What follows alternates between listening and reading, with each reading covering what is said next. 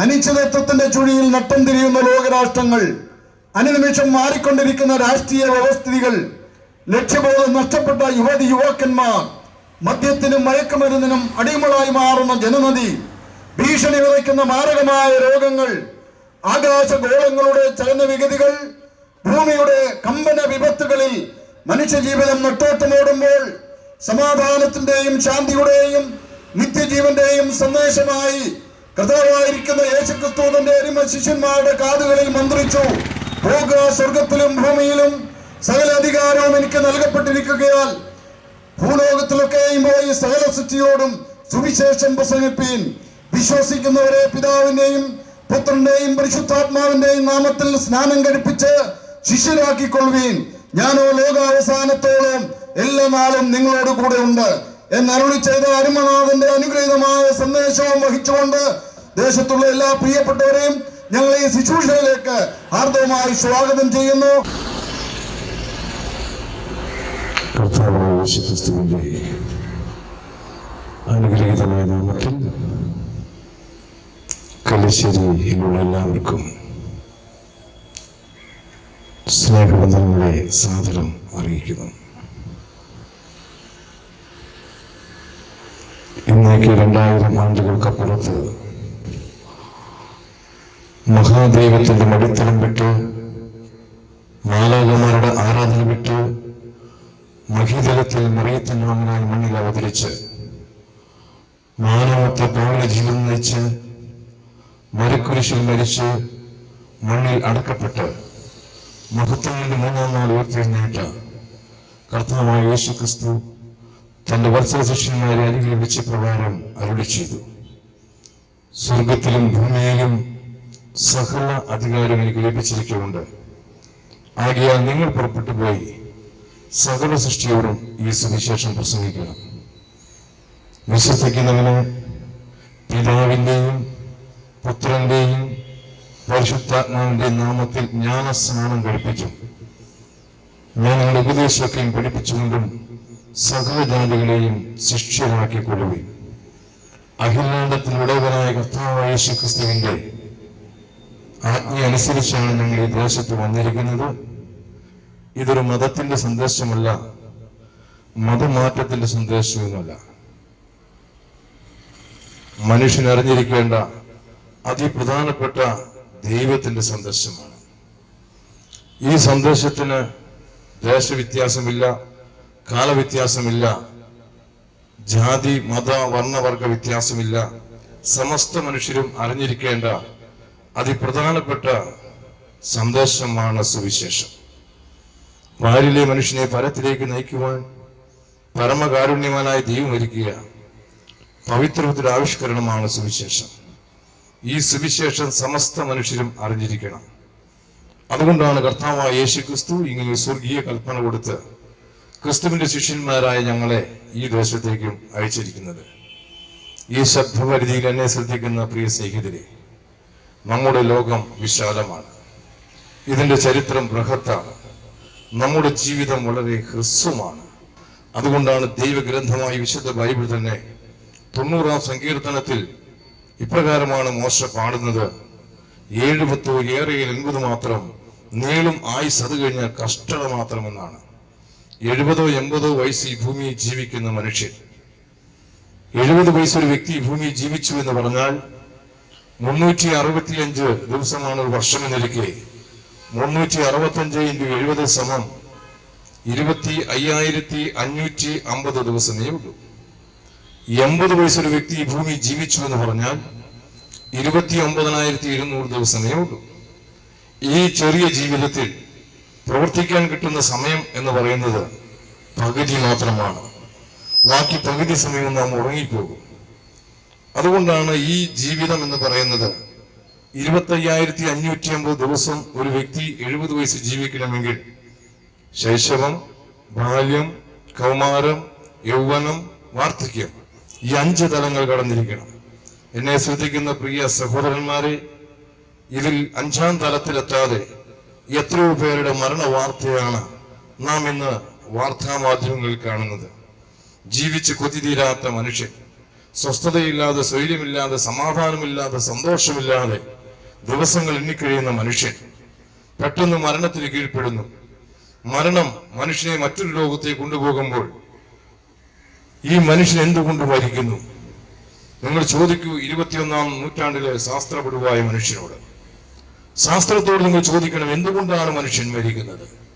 എന്തുകൊണ്ട് മനുഷ്യൻ മരിക്കുന്നു എന്ന് ചോദിച്ചാൽ ശാസ്ത്രത്തിന് ഇന്ന് വരെ വ്യക്തമായി മറുപടി പറയാൻ കഴിഞ്ഞിട്ടില്ല.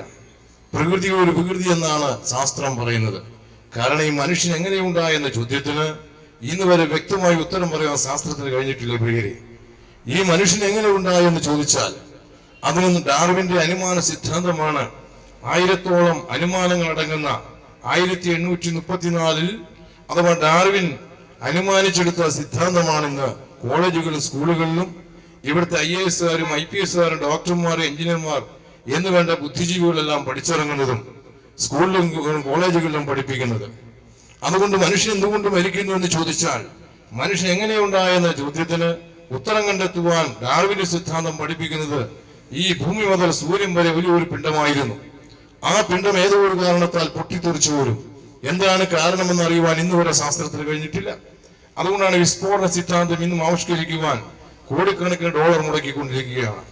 അങ്ങനെ പൊട്ടിത്തെറിച്ചത് ഒരു കഷ്ണമാണ് നമ്മുടെ ഭൂമിയെന്നും, പക്ഷെ എന്തുകൊണ്ട് ഇത് ഗോളാകൃതിയായി തീർന്നു എന്ന ചോദ്യത്തിന് ഇന്ന് വരെ ഉത്തരമില്ല. അങ്ങനെ ഗോളാകൃതിയായി തീർന്ന ഭൂമിയിൽ അനവധി കാലം മഴ പെയ്യാതിരുന്നു. എന്തുകൊണ്ട് മഴ പെയ്യാതിരുന്നു എന്ന ചോദ്യത്തിനും ശാസ്ത്രത്തിന് ഉത്തരമില്ല. പിന്നെ ഏതോ ഒരു കാരണത്താൽ മഴ പെയ്തു എന്നാണ് പറയുന്നത്. ഏത് കാരണത്താൽ എന്ന് കാരണം കണ്ടുപിടിക്കാൻ കഴിഞ്ഞിട്ടില്ല. അങ്ങനെ കണ്ടുപിടിക്കാൻ കഴിയാത്ത കാരണത്താൽ ഒരു നാൾ മഴ പെയ്തു.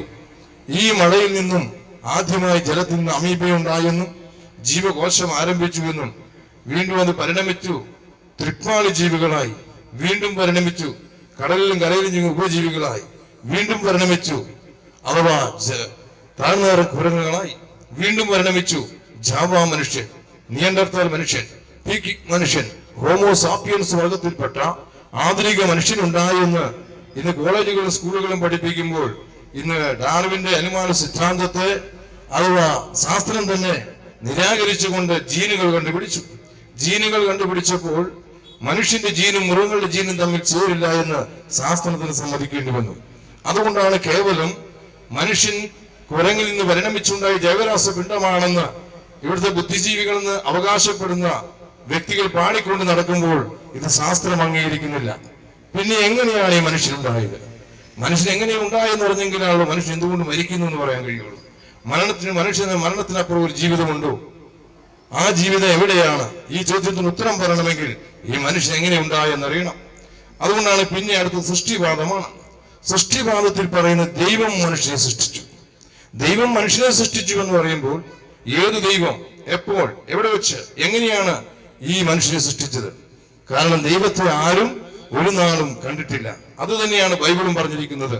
വിശുദ്ധ യോഹന്നാന്റെ സുവിശേഷം 1-ാം അധ്യായം അതിന്റെ 18-ാമത്തെ വാക്യത്തിൽ പറയുന്ന ദൈവത്തെ ആരും ഒരു നാളും കണ്ടിട്ടില്ല. തന്റെ മടിയിലിരിക്കുന്ന ഏകജാത പുത്രനായ ക്രിസ്തു ലോകത്തിന് ദൈവത്തെ വെളിപ്പെടുത്തിയിരിക്കുന്നു.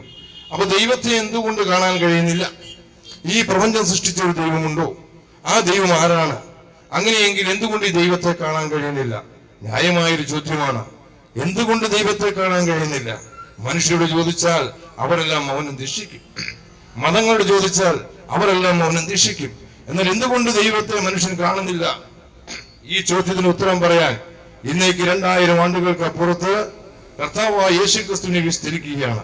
ഗവർണർ പീലാത്തോസ് വിസ്തരിക്കുമ്പോൾ 3 മതക്കോടതികളും 3 സിവിൽ കോടതികളും മാറി മാറി വിസ്തരിച്ച അനശ്വര ഈശ്വര വൃക്ഷം വിശേഷമായ കർത്താവായ യേശുക്രിസ്തു. കർത്താവായ യേശുക്രിസ്തുവിനോട് ചോദിച്ചു. വിശുദ്ധ യോഹന്നാന്റെ സുവിശേഷം 18-ാം അധ്യായത്തിന് 37-38 വാക്യങ്ങളിൽ ചോദിച്ചു, നീ രാജാവ് തന്നെയോ? യേശുക്രിസ്തു മറുപടി, ഞാൻ രാജാവ് തന്നെ. ഉത്തരം പൂർണ്ണമാണ്. എന്നാൽ യേശുക്രിസ്തുവിടെ നിർത്തിയില്ല. ഞാൻ സത്യത്തിൽ സാക്ഷി നിൽപ്പാനായി ഭൂമിയിൽ ജനിച്ചിരിക്കുന്നു, സത്യൽപ്പന്റെ വചനം കേൾക്കുന്നു എന്നാണ് പറഞ്ഞത്. ജഡ്ജിമെന്റ് ആയിരിക്കുന്ന പീലാത്തോസ് എന്ന റോമൻ ഗവർണർ ചോദിക്കുകയാണ് യേശുക്രിസ്തുവോട്, എന്താണ് ഈ സത്യം? ഈ യാത്ര ചെയ്യുന്ന സഹോദരന്മാരോടും എന്നെ ഈ സത്യത്തിൽ കേൾക്കുന്നവർ എനിക്ക് ചോദിക്കുക, എന്താണ് സത്യം? സത്യം എന്ന പദം വ്യക്തി ജീവിതത്തിലും കുടുംബ ജീവിതത്തിലും അതുപോലെ സാമൂഹിക ജീവിതത്തിലും സാംസ്കാരിക ജീവിതത്തിലും കോടതികളിൽ പോലും ചോദിക്കുന്ന ചോദ്യമാണ്. സത്യം മാത്രമേ ബോധിപ്പിക്കാൻ പാടുള്ളൂ. എന്താണ് സത്യം? സത്യം എന്നാൽ എന്ത്? ചോദിക്കുകയാണ്. യേശുക്രിസ്തുവിനോടാണ് ചോദ്യം, സത്യം എന്നാൽ എന്ത്? യേശുക്രിസ്തു മറുപടി പറഞ്ഞു, ഞാൻ തന്നെ വഴിയും സത്യവും ജീവനുമാകുന്നു, എന്നിലൂടെ അല്ലാതെ ആരും പിതാവിന്റെ അടുക്ക് എത്തിയിരുന്നില്ല. എന്താണ് യേശുക്രിസ്തു സത്യമെന്ന് അവകാശപ്പെടാൻ കാരണം? ഈ ലോകത്തുള്ള സമസ്ത ചോദ്യങ്ങൾക്കും ഉത്തരമാണ് കർത്താവായ യേശുക്രിസ്തു. ഈ പ്രപഞ്ചം എങ്ങനെയുണ്ടായി? ഈ പ്രപഞ്ചത്തിൽ ചരാചരങ്ങൾ എങ്ങനെയുണ്ടായി? ഇവിടെ എങ്ങനെയാണ് മനുഷ്യനുണ്ടായത്? ഈ മനുഷ്യൻ എങ്ങനെ കുടുംബമായി? കുടുംബങ്ങൾ എങ്ങനെ ഗോത്രങ്ങളായി? എങ്ങനെ ഭാഷകളും ഭാഷാഭേദങ്ങളും ഉണ്ടായി? ഇവിടെ എങ്ങനെ രാജ്യങ്ങളുണ്ടായി? ഇവിടെ എങ്ങനെ സാമ്രാജ്യങ്ങളുണ്ടായി? ഇവിടെ എങ്ങനെയാണ് അഥവാ ജനാധിപത്യം വന്നത്? ഇനി ഇത് ഏകാധിപത്യത്തിലേക്ക് പോകുമോ? ഈ ലോകത്തിൽ ഇനി എന്തു സംഭവിക്കുമെന്ന ചോദ്യത്തിന് മതിയായ ഉത്തരം കൊടുക്കുവാൻ കഴിയുന്ന ഒരേ ഒരുവനാണ് കർത്താവായ യേശുക്രിസ്തു. അതുകൊണ്ടാണ് ഇപ്രകാരമാണ് ബുദ്ധിജീവികൾ പറഞ്ഞത്, ചോദ്യങ്ങൾ ചോദിക്കുവാനേ നമുക്ക് കഴിയുകയുള്ളൂ. തത്വചിന്തകന്മാർ അനേക ചോദ്യങ്ങൾ ചോദിച്ചു, പക്ഷെ ഉത്തരം പറയാൻ വന്നവനാണ് കർത്താവായ യേശുക്രിസ്തു. അതുകൊണ്ടാണ് കർത്താവായ യേശുക്രിസ്തു മാത്രമേ പ്രപഞ്ചത്തിൽ അഥവാ അവകാശപ്പെട്ടുള്ളൂ, ഞാനാണ് സത്യം. സത്യം അന്വേഷിക്കുന്നത് എല്ലാ മേഖലകളിലും കണ്ടെത്താൻ കഴിയും. ഉപനിഷത്താചാര്യന്മാർ പറഞ്ഞിരിക്കുന്നത്, സത്യമെന്നാൽ സംസ്കൃത സംജ്ഞയിൽ അത് കൊടുത്തിരിക്കുന്ന അർത്ഥകൽപ്പന എന്ന് പറയുന്നത് താനീകവയേതാനി ധന്യാക്ഷീരാണി സധീയമതി തത്തമൃത മധായി തോഥാമർത്യാമതെന്നാണ്. അർത്ഥ എന്ന് പറഞ്ഞാൽ അമൃത്തതയും തത്ത എന്ന് പറഞ്ഞ മർത്യതയും യം രണ്ട് സമയം ചെയ്ത് ഒരുമിച്ച് വസിക്കുന്ന ഏകസത്താവിശേഷം മർത്യ അമർത്യ ഭാവയോഗേ, മർത്യവും അമർത്യവും ഒരുമിച്ച് വസിക്കുന്ന ഏക സത്തയാണ് സത്യം. ആ സത്യത്തിന് മാത്രമേ ലോകത്തിന് സത്യത്തെ വെളിപ്പെടുത്തുവാൻ കഴിയുകയുള്ളൂ. അതുകൊണ്ടാണ് കർത്താവായ യേശുക്രിസ്തു 33 വയസ്സ് ഈ ഭൂമിയിൽ മനുഷ്യനായി മർത്യനായി അവതരിച്ച് കാൽവരിയുടെ ക്രൂശിൽ മാനവരാശിക്ക് വേണ്ടി മരിച്ച് അടക്കപ്പെട്ട് ഉയർത്തെഴുന്നേറ്റ കർത്താവായ യേശുക്രിസ്തു താൻ ലോകത്തിന് അമർത്യതയെ വെളിപ്പെടുത്തിയിരിക്കുന്നു. അതുകൊണ്ടാണ് ഇവിടെ ചോദ്യം ചോദിക്കുകയാണ്, മനുഷ്യൻ എങ്ങനെയുണ്ടായി? മനുഷ്യൻ എങ്ങനെയുണ്ടായി എന്ന ചോദ്യത്തിന് എന്തുകൊണ്ട് മനുഷ്യൻ മരിക്കുന്നു? മരണത്തിനപ്പുറം അഥവാ ഒരു ജീവിതമുണ്ടോ? ഒരു സ്വർഗമുണ്ടോ? ഒരു നരകമുണ്ടോ? അതോ മരണം കൊണ്ട് മനുഷ്യൻ അവസാനിക്കുമോ? ഈ ചോദ്യത്തിന് ഉത്തരം പറയുവാൻ വന്നവരാണ് കർത്താവായ യേശുക്രിസ്തു. അതുകൊണ്ടാണ് യേശുക്രിസ്തു ഈ ഭൂമിയിലേക്ക് വന്നത്. സത്യത്തിന് സാക്ഷി നിൽപ്പാൻ ഞാൻ ഭൂമിയിൽ ജനിച്ചിരിക്കുന്നു, സത്യതൽപരനായി വന്നുവെന്ന് കേൾക്കുന്നു. അതുകൊണ്ടാണ് ദൈവം മനുഷ്യനെ സൃഷ്ടിച്ചു. ബൈബിളിന്റെ പ്രഖ്യാപനം അതാണ്. ദൈവം മനുഷ്യനെ സൃഷ്ടിച്ചു എന്ന് പറയുമ്പോൾ നാം ആദ്യം ചോദിച്ചത്, എന്തുകൊണ്ട് ദൈവത്തെ മനുഷ്യൻ കാണുന്നില്ല? ന്യായമായ ചോദ്യമാണ്. ഉത്തരം പറയുവാൻ ഒരുവൻ വന്നവനായ കർത്താവായ യേശുക്രിസ്തു പറഞ്ഞു. വിശുദ്ധ യോഹന്നാന്റെ സുവിശേഷം 4-ാം അധ്യായത്തിൽ 24-ാം വാക്യത്തിൽ പറയുന്നത് ഇപ്രകാരമാണ്, ദൈവം ആത്മാവാകുന്നു. ആത്മാവായ ദൈവത്തെ മനുഷ്യ ചക്ഷുകൾ കൊണ്ട് കാണുക അസാധ്യമാണ് പ്രിയരെ. ത്രിമാനങ്ങൾക്ക് വിധേയമായ ഒരു വസ്തുവിനെ മാത്രമേ നാം പ്രതിബിംബമാക്കുകയുള്ളൂ നമ്മുടെ കണ്ണ്. അതുകൊണ്ട് കണ്ടില്ല എന്ന കാരണത്താൽ, ആത്മാവായ ദൈവത്തെ കണ്ടില്ല എന്ന കാരണത്താൽ ഇല്ല എന്ന് പറയുവാൻ ഒരു പ്രത്യക്ഷവാദിക്കും കഴിയുകയില്ല. അങ്ങനെയെങ്കിൽ ഒരു ദൈവമുണ്ടോ? ആ ദൈവമുണ്ടെങ്കിൽ ആ ദൈവം ആരാണ്? ക്രിസ്ത്യാനിയുടെ ദൈവമാണോ? ഹിന്ദുവിന്റെ ദൈവമാണോ? ഇസ്ലാമിന്റെ ദൈവമാണോ? ജൈനന്റെ ദൈവമാണോ? സിഖുകാരന്റെ ദൈവമാണോ? അങ്ങനെ പല ദൈവങ്ങളുണ്ടോ? അതോ ഒരു ദൈവമുള്ളോ? ആ ദൈവം ആരാണ്? ന്യായമായൊരു ചോദ്യമാണ്. അതുകൊണ്ടാണ് ദൈവമായിരുന്നാൽ ദൈവം തന്നെ ദൈവത്തെ ലോകത്തിന് വെളിപ്പെടുത്തണം. അങ്ങനെ ദൈവത്തെ ആരാഞ്ഞ് അന്വേഷിച്ചു കഴിഞ്ഞാൽ അനവധി ദൈവങ്ങളെ കുറിച്ചെല്ലാം പറയുന്നുവെങ്കിലും യഥാർത്ഥ ദൈവത്തെ ലോകത്തിന് വെളിപ്പെടുത്തിയിരിക്കുന്ന ദൈവത്തിന്റെ ഗ്രന്ഥമാണ് വിശുദ്ധ ബൈബിൾ. അതുകൊണ്ടാണ് ബൈബിൾ ആരംഭിക്കുന്നതിന് ഇപ്രകാരമാണ്, ആദിയിൽ ദൈവം ആകാശഭൂമികളെ സൃഷ്ടിച്ചു എന്നാണ് രേഖപ്പെടുത്തിയിരിക്കുന്നത്. എന്നെ ശ്രദ്ധിക്കുന്ന പ്രിയ സ്നേഹിതന്മാരെ, ബൈബിൾ എന്ന് പറയുന്ന ഒരു മതഗ്രന്ഥമല്ല, മാനവരാശിയോട് സത്യത്തെ ലോകത്തിന് വെളിപ്പെടുത്തിയിരിക്കുന്ന ദൈവത്തിന്റെ സത്യഗ്രന്ഥമാണ്. അതുകൊണ്ടാണ് ലോകത്ത് അനവധി മതങ്ങളും മതഗ്രന്ഥങ്ങളെല്ലാം ഉണ്ടെന്ന് വരികിലും ലോകത്തെമ്പാടും തിരുവെഴുത്തെന്ന പേരിൽ അറിയപ്പെടുന്ന ഒരൊറ്റ പുസ്തകമേ ഉള്ളൂ, അതാണ് വിശുദ്ധ ബൈബിൾ. പണ്ഡിതന്മാർ, പാമരന്മാർ, രാജാക്കന്മാർ, പുരോഹിതന്മാർ, ശാസ്ത്രിമാർ, മുക്കുവന്മാർ, ആട്ടിടയന്മാർ, ഇങ്ങനെ നാനാ തുറകളിൽപ്പെട്ടവർ, ഉദ്യാനം, മരുഭൂമി, ദ്വീപസമൂഹം, കാരാഗ്രഹം, ഇങ്ങനെ വിവിധ തലങ്ങളിൽ കൊണ്ട് സുമാർ 1600 വർഷത്തെ കാലത്തേക്ക് എഴുതി ചേർത്താണ് ബൈബിൾ എന്ന് വരികിലും ആദ്യോട് അന്തം നിങ്ങൾ പരിശോധിച്ചാൽ ഒരെഴുത്തുകാരൻ ഒരിരിപ്പിലിരുന്ന് ഒരേ സമയത്ത് ഒരേ തൂലികയിൽ എഴുതുപോലെ തമ്മിൽ ഇണക്കപ്പെട്ടിരിക്കുന്ന പ്രപഞ്ചത്തിലെ ഏക ഗ്രന്ഥമാണ് ബൈബിൾ. അതുകൊണ്ടാണ് ബൈബിളിലെ ആദ്യ പുസ്തകവും ഉൽപ്പത്തി പുസ്തകവും അവസാന പുസ്തകമായിരിക്കുന്ന വെളിപ്പാട് പുസ്തകം ഒരുമിച്ച് വെച്ച് വായിച്ചാൽ നിങ്ങൾക്ക് ഈ സത്യം വെളിപ്പെടുന്നതാണ്. എന്തുകൊണ്ടാണ് ബൈബിൾ ഇത്രമാത്രം അഥവാ ഒരു വ്യക്തി ഒരു സ്ഥലത്തിരുന്ന് ഒരേ സമയത്ത് എഴുതിയതുപോലെ 1600 വർഷത്തെ കാലദൈർഘ്യമുള്ള ബൈബിൾ എന്തുകൊണ്ട് ഇങ്ങനെ അഥവാ ദൈവത്തിന്റെ ഗ്രന്ഥമായി ചേർക്കപ്പെട്ടിരിക്കുന്നു എന്ന് ചോദിച്ചാൽ, ഈ ബൈബിൾ എന്ന് പറയുന്നത് എഴുതിയത് മനുഷ്യരാണ്, മനുഷ്യർ തന്നെ എഴുതിയെന്നാണ്. മനുഷ്യർ എഴുതിയെന്ന് പറയുമ്പോൾ നിങ്ങൾക്ക് ചോദിക്കുക, എങ്ങനെയാണ് മനുഷ്യർ എഴുതിയത്? അതുകൊണ്ടാണ് ബൈബിൾ സൂക്ഷിച്ച് പരിശോധിച്ച് പഠിച്ചാൽ പത്രോസിന്റെ 2-ാം ലേഖനം 1-ാം അധ്യായത്തിന്റെ 21-ാം വാക്യം പറയുന്നത്, പ്രവചനം ഒരിക്കലും മനുഷ്യന് ശിക്ഷത വന്നതല്ല, ദൈവകൽപ്പനയാൽ മനുഷ്യർ പരിശുദ്ധാത്മാവ് നിയോഗം പ്രാപിച്ചിട്ട് സംസാരിച്ചത്രേ. എന്തിനാണ് ദൈവം സംസാരിച്ചത്? ഈ പ്രപഞ്ചം എങ്ങനെയുണ്ടായി? ഈ പ്രപഞ്ചത്തിൽ ചരാചരങ്ങൾ എങ്ങനെയുണ്ടായി? ഇവിടെ എങ്ങനെ മനുഷ്യനുണ്ടായി? മനുഷ്യൻ എന്തുകൊണ്ട് മരിക്കുന്നു? മരണശേഷം മനുഷ്യന്റെ ആത്മമനുഷ്യനുണ്ടോ? ആത്മാവ് എവിടെ എത്തുന്നു? മരണശേഷം മനുഷ്യൻ വീണ്ടും പുനരുത്ഥാനമോ പുനർജീവനമോ? മരണശേഷം ഒരു സ്വർഗമുണ്ടോ? ഒരു നരകമുണ്ടോ? മനുഷ്യൻ നിത്യതയുണ്ടോ? മരിച്ചവർ വീണ്ടും മടങ്ങി വരുമോ? ഇത്യാദി ചോദ്യങ്ങൾക്ക് ഇനിയൊരു ജീവിതം ഭൂമിയിലുണ്ടോ? ഈ ചോദ്യങ്ങൾക്കെല്ലാം ഉത്തരം കൊടുക്കുവാൻ അഖിലാനത്തിന് ഉടയവനായ ദൈവത്തിന് മാത്രമേ കഴിയുകയുള്ളൂ. അതുകൊണ്ടാണ് ദൈവം സംസാരിച്ചു. എങ്ങനെ സംസാരിച്ചു? ന്യായമായ ചോദ്യമാണ്. മനുഷ്യരോടല്ലേ സംസാരിച്ചത്? എങ്കിൽ മാനുഷിക മസ്തിഷ്കത്തിന്റെ ആശയം കൂടി എന്തുകൊണ്ട് ബൈബിളിൽ കടന്നുകൂടാ? ന്യായമായ ചോദ്യമാണ്. അതുകൊണ്ടാണ് ഇവിടെ പറയുന്ന ബൈബിളിന്റെ രചനയെ കുറിച്ച് പറയുമ്പോൾ, ബൈബിളിലെ അതിപ്രധാനനായിരിക്കുന്ന പ്രവാചകനായിരിക്കുന്ന ഇസ്രായേലിനെ നടക്കാൻ വന്ന പ്രവാചകൻ മോശയെ ദൈവം വിളിച്ചു. പുറപ്പാട് പുസ്തകം 4-ാം അധ്യായം 12-ാം വാക്യത്തിൽ പറഞ്ഞു, മോശേ, ഞാൻ നിന്റെ വായോട് കൂടെ സംസാരിക്കും. ഞാൻ ഈ ഉച്ചഭാഷണത്തിൽ പ്രസംഗിക്കുമ്പോൾ എന്റെ ശബ്ദത്തെ ഉച്ചയെത്തി കേൾപ്പിക്കുന്ന പോലെ പ്രവാചകന്മാരെ ദൈവം മാധ്യമമായി ഉപയോഗിച്ചു.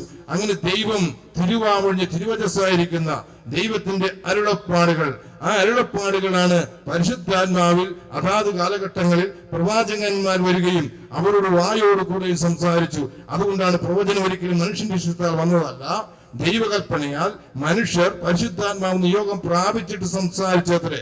ദൈവത്തിന്റെ ആത്മാവിൽ ദൈവം തന്നെ കൽപ്പിച്ച വാക്കുകളാണ്. അതുകൊണ്ട് എന്നെ ശ്രദ്ധിക്കുന്ന പ്രിയ സ്നേഹിതന്മാരെ, അതുകൊണ്ടാണ് ബൈബിളിനെ സംബന്ധിച്ച് പറയുമ്പോൾ ബൈബിൾ ദൈവത്തിന്റെ ഗ്രന്ഥം എന്ന് പറയുവാൻ കാരണം, ഈ ദൈവം സംസാരിച്ചു. എപ്പോൾ സംസാരിച്ചു? ന്യായമായ ചോദ്യം നിങ്ങൾക്ക് എന്നോട് ചോദിക്കാം.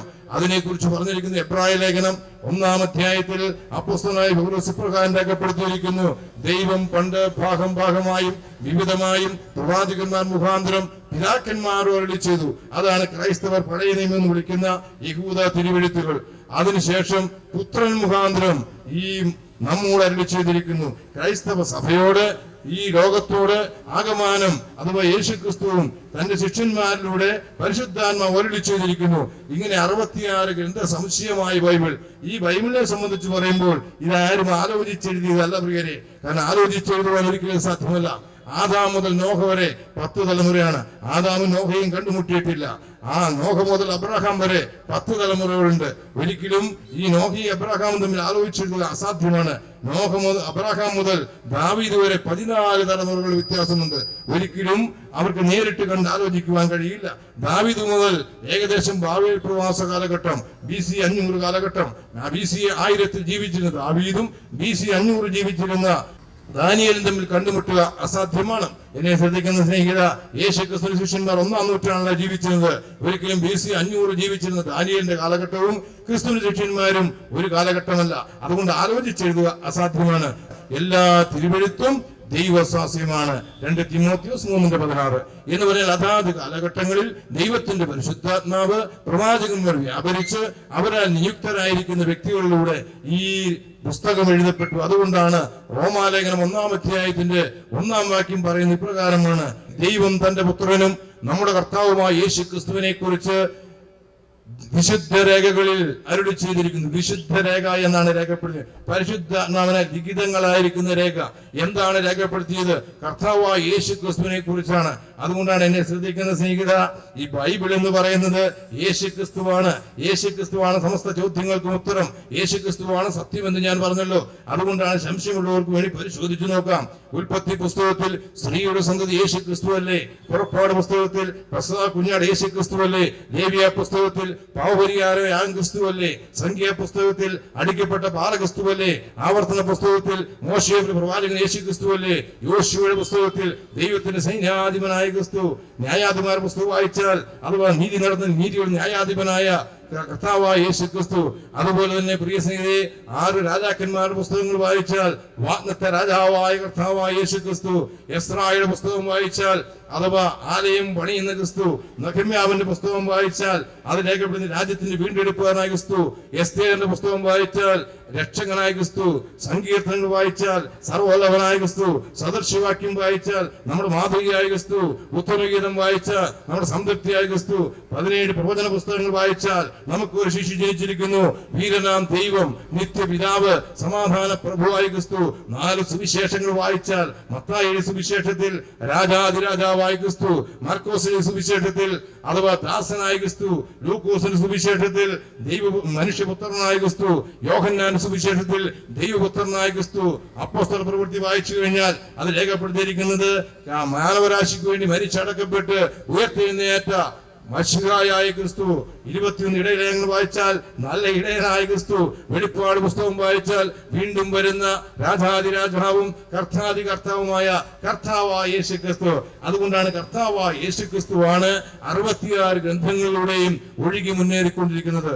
അതുകൊണ്ടാണ് എല്ലാ തിരുവെഴുത്തും ദൈവസ്വാസ്യമാണ് പ്രിയരെ. അതുകൊണ്ടാണ് സത്യവേദ പുസ്തകം എന്നറിയപ്പെടുന്ന, സത്യത്തെ ലോകത്തിന് വെളിപ്പെടുത്തിയിരിക്കുന്ന സത്യജ്ഞാനം അനന്തം ബ്രഹ്മം, സത്യജ്ഞാനമായിരിക്കുന്ന അനന്തമായിരിക്കുന്ന ബ്രഹ്മമായിരിക്കുന്ന ആ ഈശ്വരനെ ലോകത്തിന് വെളിപ്പെടുത്തിയിരിക്കുന്ന പ്രപഞ്ചത്തിലെ ഏക ഗ്രന്ഥമാണ് ദൈവഗ്രന്ഥമായ വിശുദ്ധ ബൈബിൾ. അതുകൊണ്ടാണ് വിശുദ്ധ ബൈബിളിനോട് നിങ്ങൾ ചോദിക്കണം, മനുഷ്യൻ എങ്ങനെയുണ്ടായി എന്ന ചോദ്യത്തിന് ഇന്ന് വരെ വ്യക്തമായി ഉത്തരം പറഞ്ഞിരിക്കുന്ന ഒരേ ഒരു ദൈവത്തിന്റെ ഗ്രന്ഥം, അതാണ് പ്രിയരെ വിശുദ്ധ ഗ്രന്ഥമായിരിക്കുന്ന വിശുദ്ധ ബൈബിൾ. അതുകൊണ്ടാണ് ബൈബിളിനെ സംബന്ധിച്ച് പറയുമ്പോൾ ഒരുപക്ഷെ ചോദിച്ചേക്കാം, ഇത് ശാസ്ത്രീയമായിട്ടൊക്കെ അംഗീകരിക്കാൻ പറ്റുമോ?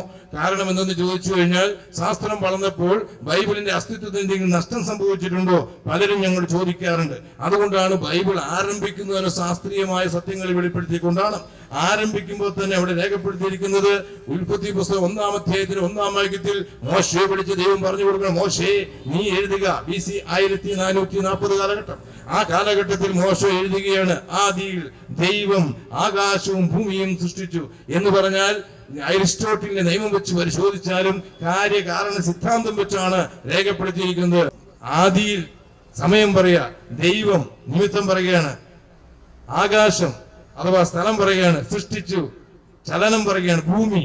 അവിടെ പദാർത്ഥത്തെ കുറിച്ച് പറയുകയാണ്.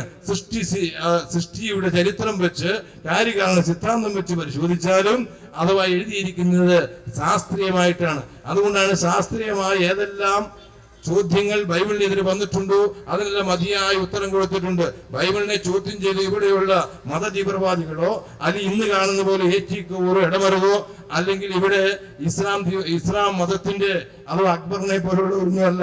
ഇവരുടെ എല്ലാം തലത്തൊട്ടപ്പന്മാരെന്ന് അവകാശപ്പെടുവാൻ കഴിയുന്ന Voltaire, Ingersoll, Immanuel Kant, William Albright തുടങ്ങിയ മസ്തിഷ്ക മല്ലന്മാര് അവരാണ് ചോദ്യം ചെയ്തത്. ഈ ബൈബിളിനെ സംബന്ധിച്ച് എങ്ങനെയാണ് ശാസ്ത്രീയമായി നാം വിശ്വസിക്കുന്നത്? ശാസ്ത്രീയമായി എങ്ങനെ വിശ്വസിക്കുന്നു ചോദിച്ചാൽ, ഈ പ്രപഞ്ചം എങ്ങനെയുണ്ടായി എന്ന ചോദ്യത്തിൽ ബൈബിൾ പറഞ്ഞിരിക്കുന്ന ഇപ്രകാരമാണ്, ആദിയിൽ ദൈവം ആകാശഭൂമികളെ സൃഷ്ടിച്ചു. എന്തിനാണ് ആകാശഭൂമികളെ സൃഷ്ടിച്ചത്? ന്യായമായൊരു ചോദ്യമാണ്. അതിന് ഉത്തരം പറഞ്ഞിരിക്കുന്ന ഇപ്രകാരമാണ്. എന്തിനു സൃഷ്ടിച്ചു എന്ന് ചോദിച്ചാൽ 19-ാം സങ്കീർത്തനം 1-2 വാക്യം വായിക്കുമ്പോൾ ആകാശം ദൈവത്തിന്റെ മഹത്വത്തെ വർണ്ണിക്കുന്നു, ആകാശ വിധാനങ്ങൾ ദൈവത്തിന്റെ കൈവേലയെ പ്രസിദ്ധമാക്കുന്നു. ദൈവമുണ്ട്, ആ ദൈവത്തിന്റെ അസ്തിത്വം, ദൈവത്തിന്റെ പ്രപഞ്ച സൃഷ്ടി, ആ സൃഷ്ടിയുടെ വ്യക്തിത്വം വെളിപ്പെടുത്തുവാനാണ് ഈ പ്രപഞ്ച സൃഷ്ടി നടത്തിയിരിക്കുന്നത്. അതുകൊണ്ടാണ് എന്നെ ശ്രദ്ധിക്കുന്ന സ്നേഹിതന്മാരെ, ഈ ഭൂമിയെ സൃഷ്ടിച്ച ദൈവം, ആ ദൈവം, പ്രപഞ്ചത്തെ സൃഷ്ടിച്ച ദൈവം, മനുഷ്യനെ സൃഷ്ടിച്ച ദൈവം മോശയെ വിളിച്ച് പറഞ്ഞു കൊടുത്തു, മനുഷ്യൻ പരിണമിച്ചുണ്ടായതല്ല, മനുഷ്യനെ ദൈവം സൃഷ്ടിച്ചതാണ്. ആ സൃഷ്ടി വിവരത്തെ കുറിച്ച് പറയുമ്പോൾ ആദിയിൽ ദൈവം ആകാശവും ഭൂമിയും സൃഷ്ടിച്ചുവെന്ന് എഴുതുവാൻ മോശയോട് ആവശ്യപ്പെട്ടു. മോശ എഴുതി വെക്കുകയാണ്, ആദിയിൽ ദൈവം ആകാശവും ഭൂമിയും സൃഷ്ടിച്ചു. ഏക സത്യദൈവം, ആ ഏക സത്യദൈവം അഥവാ ഭൂമിയിലേക്ക് മനുഷ്യനായി അവതരിച്ചു വന്നപ്പോൾ മറിയത്തിന്റെ അടുക്കൽ ചെന്ന് അഥവാ പറയുകയാണ്, ഗബ്രിയേൽ ദൂതൻ, മറിയമേ നിനക്ക് ദൈവത്തിന്റെ കൃപ ലഭിച്ചിരിക്കുന്നു, എന്തായാലും വന്ദനം. കാരണം ഇന്ന് വരെ പുരുഷനെ അറിയായികയാൽ എങ്ങനെയാണ് എനിക്ക് പുരുഷ പ്രജ ലഭിക്കുന്നത്? കാരണം നീ ഗർഭം ധരിച്ചൊരു മകനെ പ്രസവിക്കും, അവൻ അത്യുന്നതന്റെ പുത്രനെന്ന് വിളിക്കപ്പെടും, ദാവീദിന് സിംഹാസനം അവന് കൊടുക്കും, അവൻ എന്നേക്കും രാജാവായിരിക്കും എന്നെല്ലാം പറഞ്ഞപ്പോൾ നേരെ മറിയെ ചോദിച്ചു, കന്യകയായി മറിയ അഥവാ വിവാഹ നിശ്ചയം കഴിഞ്ഞ പവിത്ര വനിത ചോദിക്കുന്ന ഒരു ചോദ്യമുണ്ട്. ആ ചോദ്യം ഇപ്രകാരമാണ് പ്രിയരെ, ഇത് പുരുഷനെ അറിയാൻ എങ്ങനെ സംഭവിക്കും?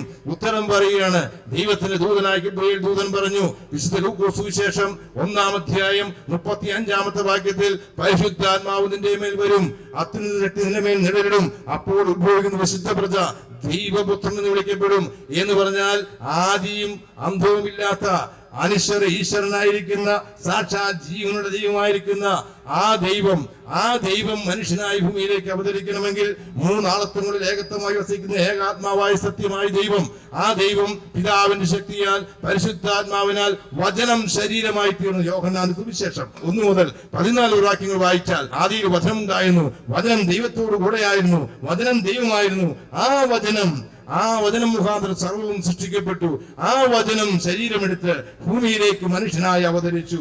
അതുകൊണ്ടാണ് യേശുക്രിസ്തു മാത്രമേ ഈ പ്രപഞ്ചത്തിൽ അവകാശപ്പെട്ടിട്ടുള്ളൂ, എന്നെ കണ്ടവൻ ദൈവത്തെ കണ്ടിരിക്കുന്നു. ആ കർത്താവായ യേശുക്രിസ്തു തന്റെ വത്സര ശിഷ്യന്മാരെ സുവിശേഷ ഘോഷണത്തിന് അന്ത്യനിയോഗം കൊടുത്ത് അയക്കുമ്പോൾ തന്റെ ശിഷ്യന്മാരോട് പറഞ്ഞു, സ്വർഗത്തിലും ഭൂമിയിലും സകലാധികാരം എനിക്ക് ലഭിച്ചിരിക്കുന്നു, ആകയാൽ നിങ്ങൾ പുറപ്പെട്ടു പോയി പിതാവിന്റെയും പുത്രന്റെയും പരിശുദ്ധാത്മാവിന്റെയും നാമത്തിൽ സ്നാനം കഴിപ്പിക്കണം. ആത്മാവായ ദൈവം, ഈ ദൈവമാണോ പ്രപഞ്ചം സൃഷ്ടിച്ചത്? ഒരുപക്ഷെ യുക്തിവാദികൾക്ക് എന്നോട് ചോദിക്കാം, അങ്ങനെയെങ്കിൽ ആ ദൈവം സൃഷ്ടിച്ചു എന്ന് ഞങ്ങൾ എങ്ങനെ വിശ്വസിക്കും? അതുകൊണ്ടാണ് ബൈബിൾ ആരും വെറുതെ വിശ്വസിക്കേണ്ട. ബൈബിളിനെ സംബന്ധിച്ച് പറയുമ്പോൾ ബൈബിളിലൂടെ ദൈവത്തിന്റെ അസ്തിത്വം പ്രപഞ്ചത്തിലൂടെ വെളിപ്പെടുത്തിയിരിക്കുന്ന ഏകസത്യ ദൈവത്തെയാണ് ബൈബിൾ വെളിപ്പെടുത്തിയിരിക്കുന്നത്. അതുകൊണ്ട് എന്നെ ശ്രദ്ധിക്കുന്ന സ്നേഹിത, ഇന്നേക്ക് 2000 ആണ്ടുകൾക്കപ്പുറത്ത് അപ്പോസ്തലനായ പൗലോസ് റോമാലേഖനം 1-ാം അധ്യായം 19-20 വാക്യങ്ങൾ രേഖപ്പെടുത്തിയിരിക്കുന്ന ഇപ്രകാരമാണ്, ദൈവത്തിന്റെ അദർശതയും തന്റെ ദിവ്യത്വവും താൻ സൃഷ്ടിയിലൂടെ വെളിപ്പെടുത്തിയിരിക്കുന്നു. അദർശനായിരിക്കുന്ന ആത്മസ്വരൂപനായ ദൈവത്തിന്റെ അസ്തിത്വം ഈ പ്രപഞ്ചത്തിന്റെ സൃഷ്ടിയിലൂടെ വെളിപ്പെടുത്തിയിരിക്കുന്നു. ഞാൻ ചോദിച്ചോട്ടെ സ്നേഹിതന്മാരെ, ശാസ്ത്രബുദ്ധിയുള്ള സ്നേഹിതന്മാരെ, ഈ പ്രപഞ്ചത്തിന്റെ ഏറ്റവും ചെറിയ കണിക എന്ന് പറഞ്ഞാൽ ഒരു ആറ്റമല്ലേ? ഒരു ആറ്റം എന്ന് പറഞ്ഞാൽ ന്യൂട്രോൺ, ഇലക്ട്രോൺ, പ്രോട്ടോൺ, 3 സെല്ലുകൾ ഒന്നായിരിക്കുന്നു എന്ന് കാണാൻ കഴിയാത്ത. അതുകൊണ്ടാണ് എബ്രായ ലേഖനം 11-ാം അധ്യായത്തിന്റെ 3-ാം വാക്യത്തിൽ അപ്പോസ്തലനായ പൗലോസ് വീണ്ടും പറയുകയാണ്, കാണപ്പെടാത്ത വസ്തുക്കളാൽ കാണപ്പെടുന്ന ഈ പ്രപഞ്ചത്തെ സൃഷ്ടിച്ചിരിക്കുന്നു എന്ന് പറഞ്ഞാൽ ഈ പ്രപഞ്ചത്തിന്റെ ചെറിയ അസ്തിത്വത്തിലൂടെ ദൈവത്തിന്റെ വ്യക്തി അസ്തിത്വം വെളിപ്പെടുത്തിയിരിക്കുന്നു. പിതാവ്, പുത്രൻ, പരിശുദ്ധാത്മാവെന്ന് 3 ആളത്വങ്ങളിൽ ഏകത്വമായി വസിക്കുന്ന ഏക ആത്മാവായിരിക്കുന്ന ദൈവം, ആ ദൈവത്തിന്റെ അസ്തിത്വം അഥവാ ഇതിന്റെ ഏറ്റവും ചെറിയ അണുവിലൂടെ വെളിപ്പെടുത്തിയിരിക്കുന്നു. ന്യൂട്രോൺ, ഇലക്ട്രോൺ, പ്രോട്ടോൺ, 3 സെല്ലുകളൊന്നായിരിക്കുന്നു. എന്നെ ശ്രദ്ധിക്കുന്ന സ്നേഹിതന്മാരെ, 3 ആളത്വങ്ങളിൽ ഏകത്വമായി വസിക്കുന്ന ഏക ആത്മസത്തയായിരിക്കുന്ന ഏക സത്യ ദൈവം, ആ ദൈവം ഒരു വ്യക്തിയാണോ ശക്തിയാണോ? ന്യായമായൊരു ചോദ്യമാണ്. പ്രപഞ്ചത്തിന്റെ അസ്തിത്വം വെളിപ്പെടുത്തിയ ബൈബിൾ വെളിപ്പെടുത്തുന്ന ദൈവം ഏക സത്യ ദൈവം, ആ ദൈവത്തിന്റെ പേരെന്ത്? ന്യായമായൊരു ചോദ്യമാണ്. അതുപോലെ ആ ദൈവം ഒരു അസ്തിത്വമുള്ള, അതുപോലെ ഒരു വ്യക്തിത്വമുള്ള ദൈവമാണോ? അതെയോ നമ്മുടെ ടാഗോർ ഒരിക്കൽ പറഞ്ഞതുപോലെ നമുക്ക് അടുത്തു ചെല്ലുവാൻ, അഭയം ചെല്ലുവാൻ, അപേക്ഷകൾ നിരത്തി വെക്കുവാൻ അഥവാ വ്യക്തിത്വമുള്ള, ആ ജീവനുള്ള ഒരു ഏകസത്യ ദൈവത്തെയാണ് ആവശ്യം. അതുകൊണ്ടാണ് അങ്ങനെ ഒരു ദൈവമാണോ അഥവാ സഗുണ സനാതന സത്താവിശേഷമാണോ ഈശ്വരൻ? അങ്ങനെയെങ്കിൽ ആ ഈശ്വരൻ ആരാണ്? ആ ഈശ്വരനെ എങ്ങനെ മനസ്സിലാക്കാൻ കഴിയും? അതുകൊണ്ടാണ് നമുക്ക് എന്തിനെ കുറിച്ചും പഠിച്ച് മനസ്സിലാക്കാൻ കഴിയും. ഇന്നിനെ കുറിച്ച് വൃക്ഷങ്ങളെ കുറിച്ച്, മൃഗങ്ങളെ കുറിച്ച്, പ്രകൃതിയെ കുറിച്ച്, സമസ്ത കാര്യങ്ങളും അഥവാ അഖിലാണ്ടത്തെ കുറിച്ചെല്ലാം പഠിക്കാൻ കഴിയും. പക്ഷേ അഖിലാണ്ടത്തിലുടയവനായി ദൈവത്തെ പഠിച്ച് മനസ്സിലാക്കുവാൻ 1300 ഗ്രാം തലച്ചോറുള്ള മനുഷ്യന് കഴിയുകയില്ല. അതുകൊണ്ടാണ് ദൈവം തന്നെ ദൈവത്തെ വെളിപ്പെടുത്തണം. അങ്ങനെ ദൈവം ദൈവത്തെ വെളിപ്പെടുത്തുവാൻ ദൈവത്തിന് പ്രസാദമായപ്പോൾ ഉണ്ടാകട്ടെ എന്ന് ഉച്ചാരണത്താൽ ധരി, താര, സൂര, പാര, പർവ്വതമായ ഈ ബ്രഹ്മാണ്ഡ ഘടാകത്തിന് ജന്മം കൊടുത്ത ദൈവമുണ്ടല്ലോ, ഒന്ന് കൽപ്പിച്ചിരുന്നുവെങ്കിൽ ഞാനും നിങ്ങളും ഉണ്ടാകുമായിരുന്നു. എന്നാൽ തന്റെ കരുത്തുറ്റ കരാങ്കുകളുടെ കൗനി വൈഭവമായി കാമികലാ വസ്തുവായി ദൈവം മനുഷ്യനെ സൃഷ്ടിച്ചു. എന്തുകൊണ്ട് സൃഷ്ടിച്ചു എന്ന് ചോദിച്ചാൽ, മണ്ണുകൊണ്ട് മനുഷ്യനെ മെനഞ്ഞ് അവൻ ജീവശ്വാസമൂതി എങ്ങനെ സൃഷ്ടിച്ചു? ന്യായമായ ചോദ്യമാണ്. അതിന് ഉത്തരം പറഞ്ഞിരിക്കുന്നത് ഉൽപ്പത്തി പുസ്തകം 1-ാം അധ്യായത്തിൽ 26 വാക്യങ്ങൾ വായിക്കുമ്പോൾ, നാം നമ്മുടെ സാദൃശ്യത്തിലും സ്വരൂപത്തിലും മനുഷ്യനെ സൃഷ്ടിക്കുമെന്നാണ് പറഞ്ഞത്. പിതാ, പുത്ര, പരിശുദ്ധാത്മാവെന്ന് 3 ആളത്വങ്ങളിൽ ഏകത്വമായിരിക്കുന്ന ഏക ആത്മസത്യയായ ഏക സത്യ ദൈവം തന്റെ സാദൃശ്യത്തിലും തന്റെ സ്വരൂപത്തിലും സൃഷ്ടിച്ചപ്പോൾ തെസ്സലോനിക്കർക്ക് എഴുതിയ 1-ാം ലേഖനം 5-ാം അധ്യായത്തിൽ 23-ാം വാക്യം പറയുന്നത്, മനുഷ്യൻ എന്ന് പറഞ്ഞാൽ ആത്മാവ്, ദേഹി, ദേഹം, അഥവാ ആത്മാവും ദേഹവും കൂടുന്ന ഒരു മനുഷ്യൻ പിതാ പുത്ര പരിശുദ്ധാത്മാവായിരിക്കുന്ന ഏക സത്യ ദൈവം. അതുകൊണ്ടാണ് ബൈബിൾ വെളിപ്പെടുന്ന ദൈവം ആത്മസ്വരൂപനായ ദൈവം. ആ ദൈവം ഏകസത്യ ദൈവം ആയിരിക്കുമ്പോൾ മൂന്നാളത്വങ്ങൾ ഏകത്വമായി വസിക്കുന്ന ഏക ആത്മസത്യയായ ദൈവം, പ്രപഞ്ച സൃഷ്ടിയിലൂടെ അസ്തിത്വം വെളിപ്പെടുത്തിയ ദൈവം, അതുപോലെ മനുഷ്യ സൃഷ്ടിയിലൂടെ വ്യക്തിത്വം വെളിപ്പെടുത്തിയ ദൈവം. ആ ദൈവത്തെ സംബന്ധിച്ച് നിങ്ങൾക്ക് ന്യായമായ ചോദ്യം ചോദിക്കാം, ആ ദൈവത്തിന്റെ പേരെന്താണ്? നമുക്ക് നമ്മുടെ മക്കൾക്ക് പേരിടാം, മറ്റെന്തിനും പേരിടാം, നമ്മളെ സൃഷ്ടിച്ച ദൈവത്തിന് പേരിടാൻ കഴിയുമോ? അതുകൊണ്ടാണ് മോശ ഒരിക്കൽ ചോദിച്ചു, എന്നെ അയച്ച ദൈവത്തിന്റെ പേരെന്തെന്ന് പറയണം. ന്യായമായ ചോദ്യമല്ലേ? ആ ചോദ്യമാണ് ചോദിച്ചത്. കാരണം അവിടെ നൈൽ നദീ തടങ്ങളിൽ അന്ന് റാ എന്നും ആമണെന്നും പേര് രണ്ട് സൂര്യദേവന്മാരും ആത്തോർ എന്ന് പറയുന്ന വസുദേവതയും ആരാധിക്കുന്ന അനേകേശ്വര വിശ്വാസങ്ങളുടെ വിലനിലമായിരിക്കുന്ന അവിടെ ചെന്ന് ഞാൻ എന്റെ ദൈവത്തിന്റെ പേരെന്തെന്ന് പറയണം.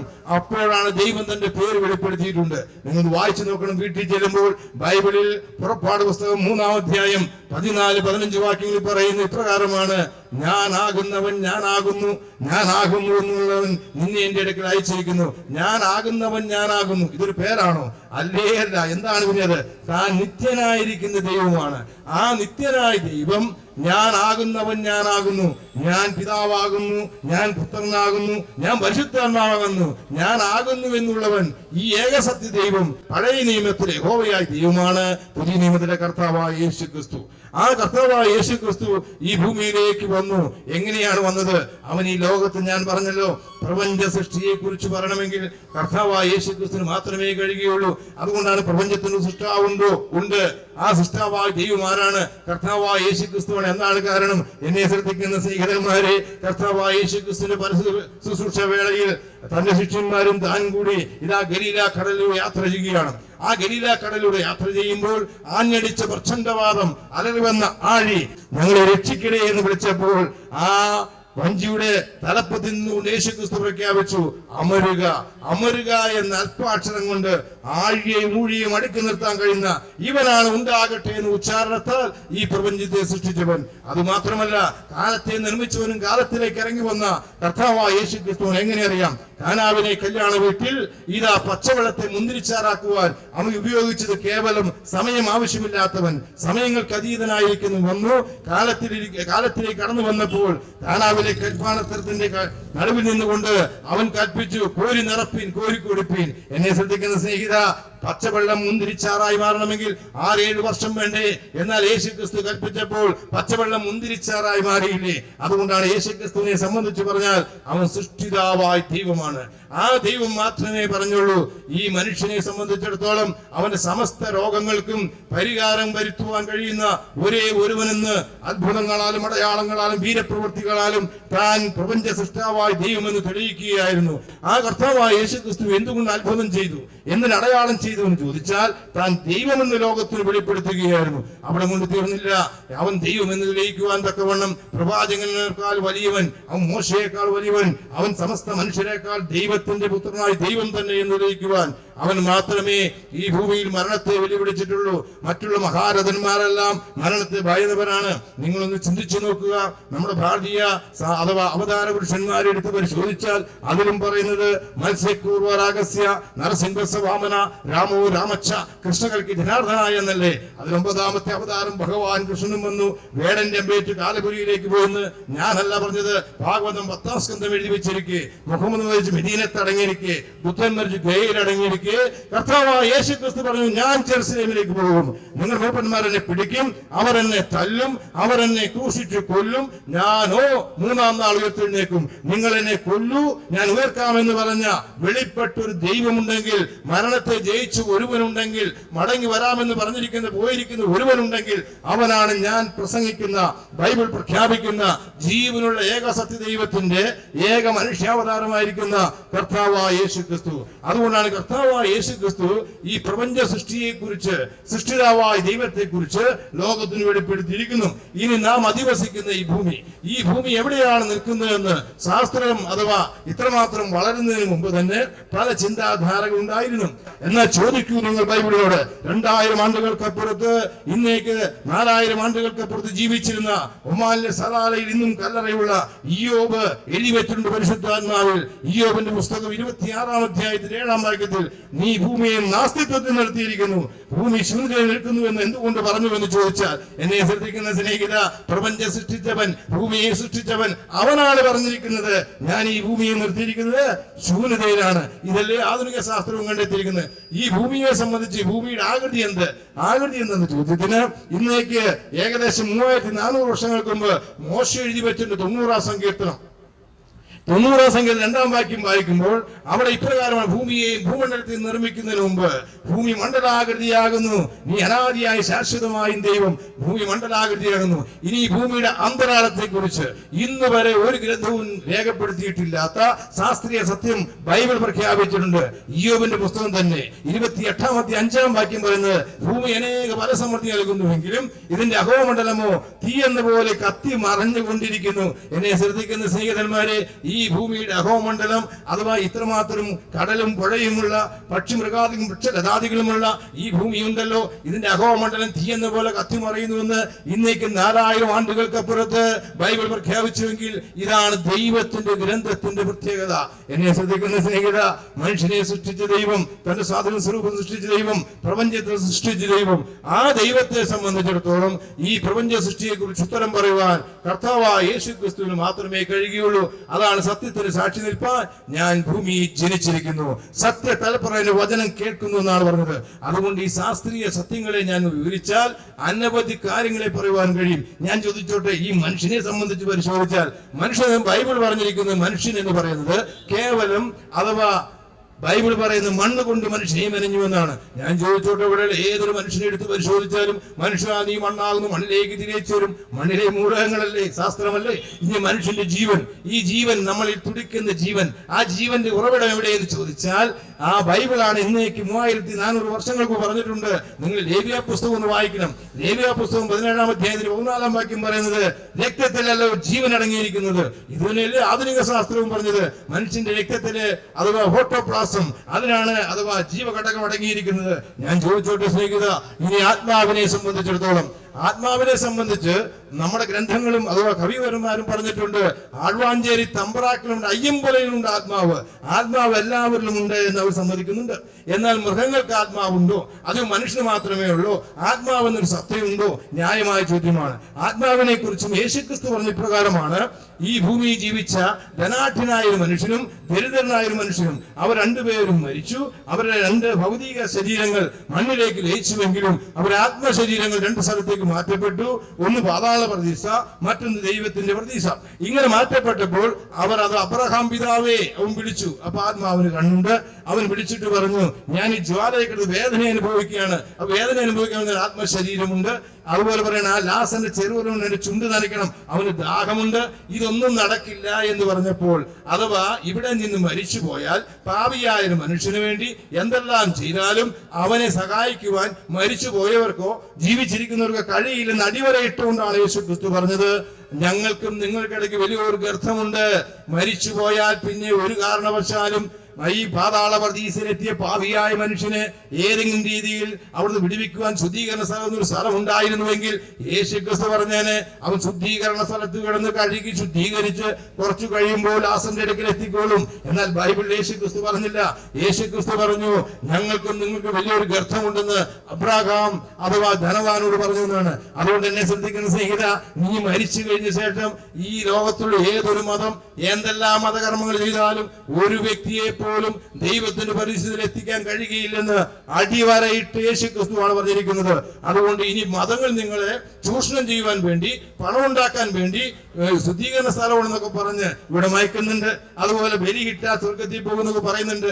പക്ഷെ എന്നെ ശ്രദ്ധിക്കുന്ന സ്നേഹിത, മനുഷ്യന്റെ ആത്മാവ് അവനാശിയാണ്. ഞാൻ ഭഗവത്ഗീത വായിച്ചപ്പോൾ 18 ഭഗവത്ഗീത പറയുകയാണ്, ആത്മാവ് അവനാശിയാണ്. വാളുകൊണ്ട് ഛേദിക്കുവാൻ കഴിയാത്ത, വെള്ളത്തിൽ ലയിപ്പിക്കാൻ കഴിയാത്ത, തീയിൽ ദഹിപ്പിക്കാൻ കഴിയാത്ത, വെയിലെ തുളക്കുവാൻ കഴിയാത്ത, അഥവാ ആ അവനാശിയായ ഒരു ആത്മമനുഷ്യനുണ്ടെന്ന് ഭഗവത്ഗീതയിൽ സമ്മതിച്ചിട്ടുണ്ട് പ്രിയരെ.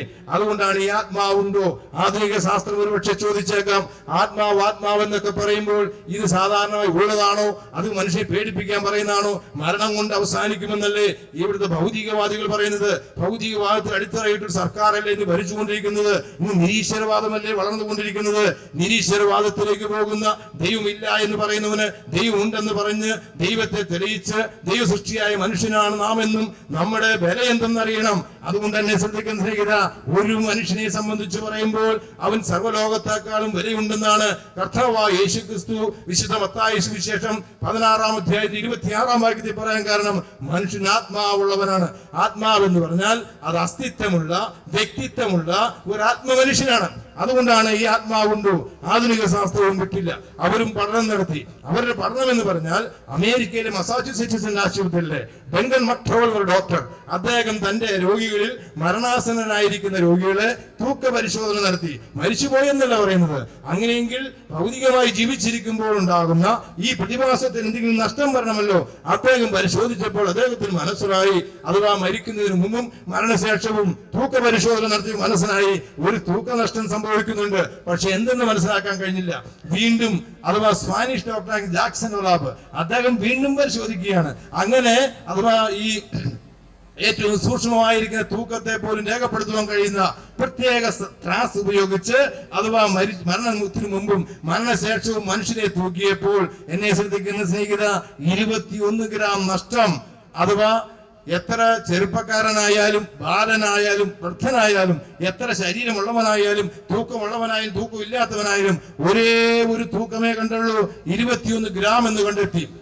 ഈ 21 ഗ്രാം മനുഷ്യന്റെ മരണത്തോട് അഥവാ എന്താണ് 21 ഗ്രാം നഷ്ടം വരുന്നത്? വീണ്ടും അഥവാ ഹാരിക്ടൺ ഡോക്ടർ, ജർമ്മൻ ഡോക്ടർ പരിശോധിച്ചപ്പോൾ മനസ്സിലായി ഇതൊരു വാതക രൂപമാണ്. അതുകൊണ്ടാണ് മനുഷ്യനെ കാണാൻ കഴിയാത്ത രീതിയിൽ ഇത് മറ്റൊന്നിൽ ലയിക്കാത്ത ഒരു വാതക രൂപമാണ്. ഈ വാതക രൂപം ഇതിനൊരു അസ്തിത്വമുണ്ടോ എന്നറിയാൻ വീണ്ടും അമേരിക്കയിൽ തന്നെ വില്യം ബെർണാണ്ടും എയർ വാട്ടേഴ്സും ഡോക്ടറും കൂടി വിൽസണി ക്ലൗഡ് ചേംബർ എന്ന പ്രത്യേക പരീക്ഷണ പേടകം, ആ പരീക്ഷണ പേടകത്തിൽ മരണത്തോടുകൂടിയ വ്യക്തിയെ നിരീക്ഷിച്ചപ്പോഴാണ് അവർക്ക് മനസ്സിലായത് ഈ പഞ്ചഭൗതികമായ ശരീരം മരണം വഴി ഇങ്ങനെ അഥവാ കിടക്കുമ്പോൾ തന്നെ ഒരു അമർത്യമായിരിക്കുന്ന ഒരു ആത്മമനുഷ്യൻ ഇത് അതേ രൂപഭാഗങ്ങളോട് വേർപെടുന്നു. എന്നെ ശ്രദ്ധിക്കുന്ന സ്നേഹിതന്മാരെ, ഇത് വെറുതെ ഞാൻ പറഞ്ഞതല്ല. നിങ്ങളൊന്ന് അടിച്ചു നോക്കുക, നിങ്ങളുടെ മൊബൈലിൽ ഉണ്ടെങ്കിൽ. അഥവാ അവിടെ വിൽസണി ക്ലൗഡ് ചേംബർ എന്ന പ്രത്യേക പരീക്ഷണ പേടകത്തിലാണ് ഈ പരീക്ഷണം നടത്തിയത്. അതുകൊണ്ടാണ് ആത്മാവുണ്ടെന്ന് ശാസ്ത്രം തന്നെ സമ്മതിച്ചിട്ടുണ്ട്. അതുകൊണ്ടാണ് ആത്മാവില്ലായിരുന്നുവെങ്കിൽ ഞാൻ ഈ സുവിശേഷം പ്രസംഗിക്കേണ്ട ആവശ്യമില്ല. മരണം കൊണ്ട് മനുഷ്യൻ അവസാനിക്കുമായിരുന്നെങ്കിൽ എന്തിന് യേശുക്രിസ്തു ഞങ്ങളെ അയക്കണം? ഞങ്ങൾ എന്തിന് സുവിശേഷം പ്രസംഗിക്കണം? എന്നെ ശ്രദ്ധിക്കുന്ന സ്നേഹിത, എല്ലാ മനുഷ്യർക്കും ആത്മാവ് ഒരുപോലെയാണ്.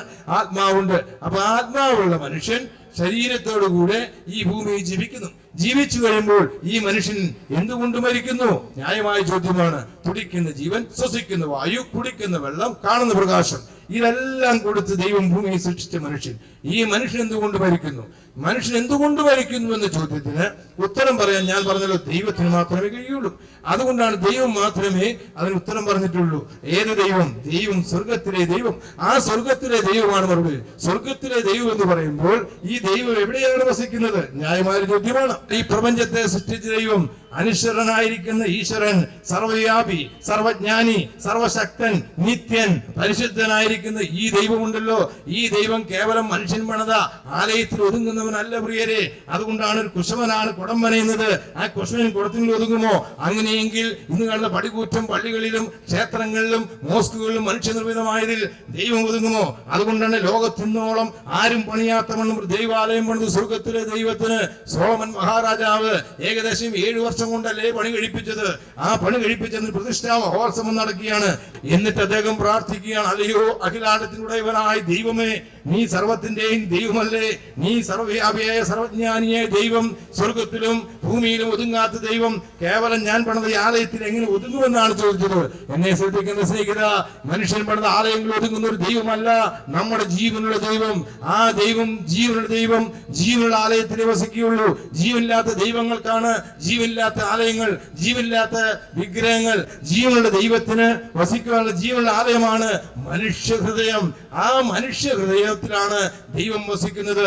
അതുകൊണ്ടാണ് ദൈവം മനുഷ്യനായവെന്ന് ക്രിസ്തു പറഞ്ഞത്, കണ്ടാൽ ഞാൻ വാതിൽക്കൽ മുട്ടുന്നു, ആരെങ്കിലും വാതിൽ തുറന്നാൽ ഞാൻ അവനോടും അവൻ എന്നോടും കൂടെ വസിക്കും. സ്നേഹിത, യേശു ക്രിസ്തു എന്ന ഏകസത്യ ദൈവം, ആ സർവത്തിന്റെയും പ്രകാശമായിരിക്കുന്നവൻ, സത്യത്തിന്റെ സാഗര സത്യയായിരിക്കുന്നവൻ, നിത്യജീവനെ കൊടുക്കുന്ന ക്രിസ്തു നിങ്ങളുടെ ഉള്ളത്തിലേക്ക് വന്നാൽ, ഒരുവൻ ക്രിസ്തുവിലായാൽ അവൻ പുതിയ സൃഷ്ടിയാണ്. ക്രിസ്തു ആരെയും മതം മാറ്റാറില്ല. മാധവൻ മത്തായിയായി മത്തടിച്ചു നടന്നാൽ മദ്യപാനി സ്വർഗ്ഗരാജ്യം അവകാശമാക്കുകയില്ല. അതുകൊണ്ട് ആരുടെയും മതം മാറ്റുന്നവനല്ല ക്രിസ്തു. പിന്നെയോ അവൻ ഹൃദയത്തിലേക്ക് വന്നു. എന്തിനു വേണ്ടിയാണ് ക്രിസ്തു ഭൂമിയിലേക്ക് വന്നത്? ഒന്ന്, ജീവനുള്ള ഏക സത്യദൈവത്തെ ലോകത്തിന് വെളിപ്പെടുത്തിയിരിക്കുന്ന ഒരേ ഒരു ദൈവം, അവനാണ് കർത്താവായ യേശു ക്രിസ്തു. എന്നെ ശ്രദ്ധിക്കുന്ന സ്നേഹിത, ഒരു ജീവിക്കുന്ന ദൈവമുണ്ടെങ്കിൽ അവൻ കർത്താവായ യേശു ക്രിസ്തു എന്ന് പറഞ്ഞാൽ അവൻ നിത്യനായ ദൈവമാണ്. ദൈവത്തോട് ദൈവമായിരുന്നവനാണ്. അവൻ പരിശുദ്ധനായ ദൈവമാണ്. അവൻ പരിപാവന ജീവൻ നയിച്ചവനാണ്. 6 കോടതി വിസ്തരിച്ചിട്ടും മാറി മാറി വിസ്തരിച്ചിട്ടും അവസാനം ഗവർണർ പീലാത്തോസ് പറഞ്ഞു, ഈ മനുഷ്യന് ഞാൻ ഒരു ദോഷവും കാണുന്നില്ല.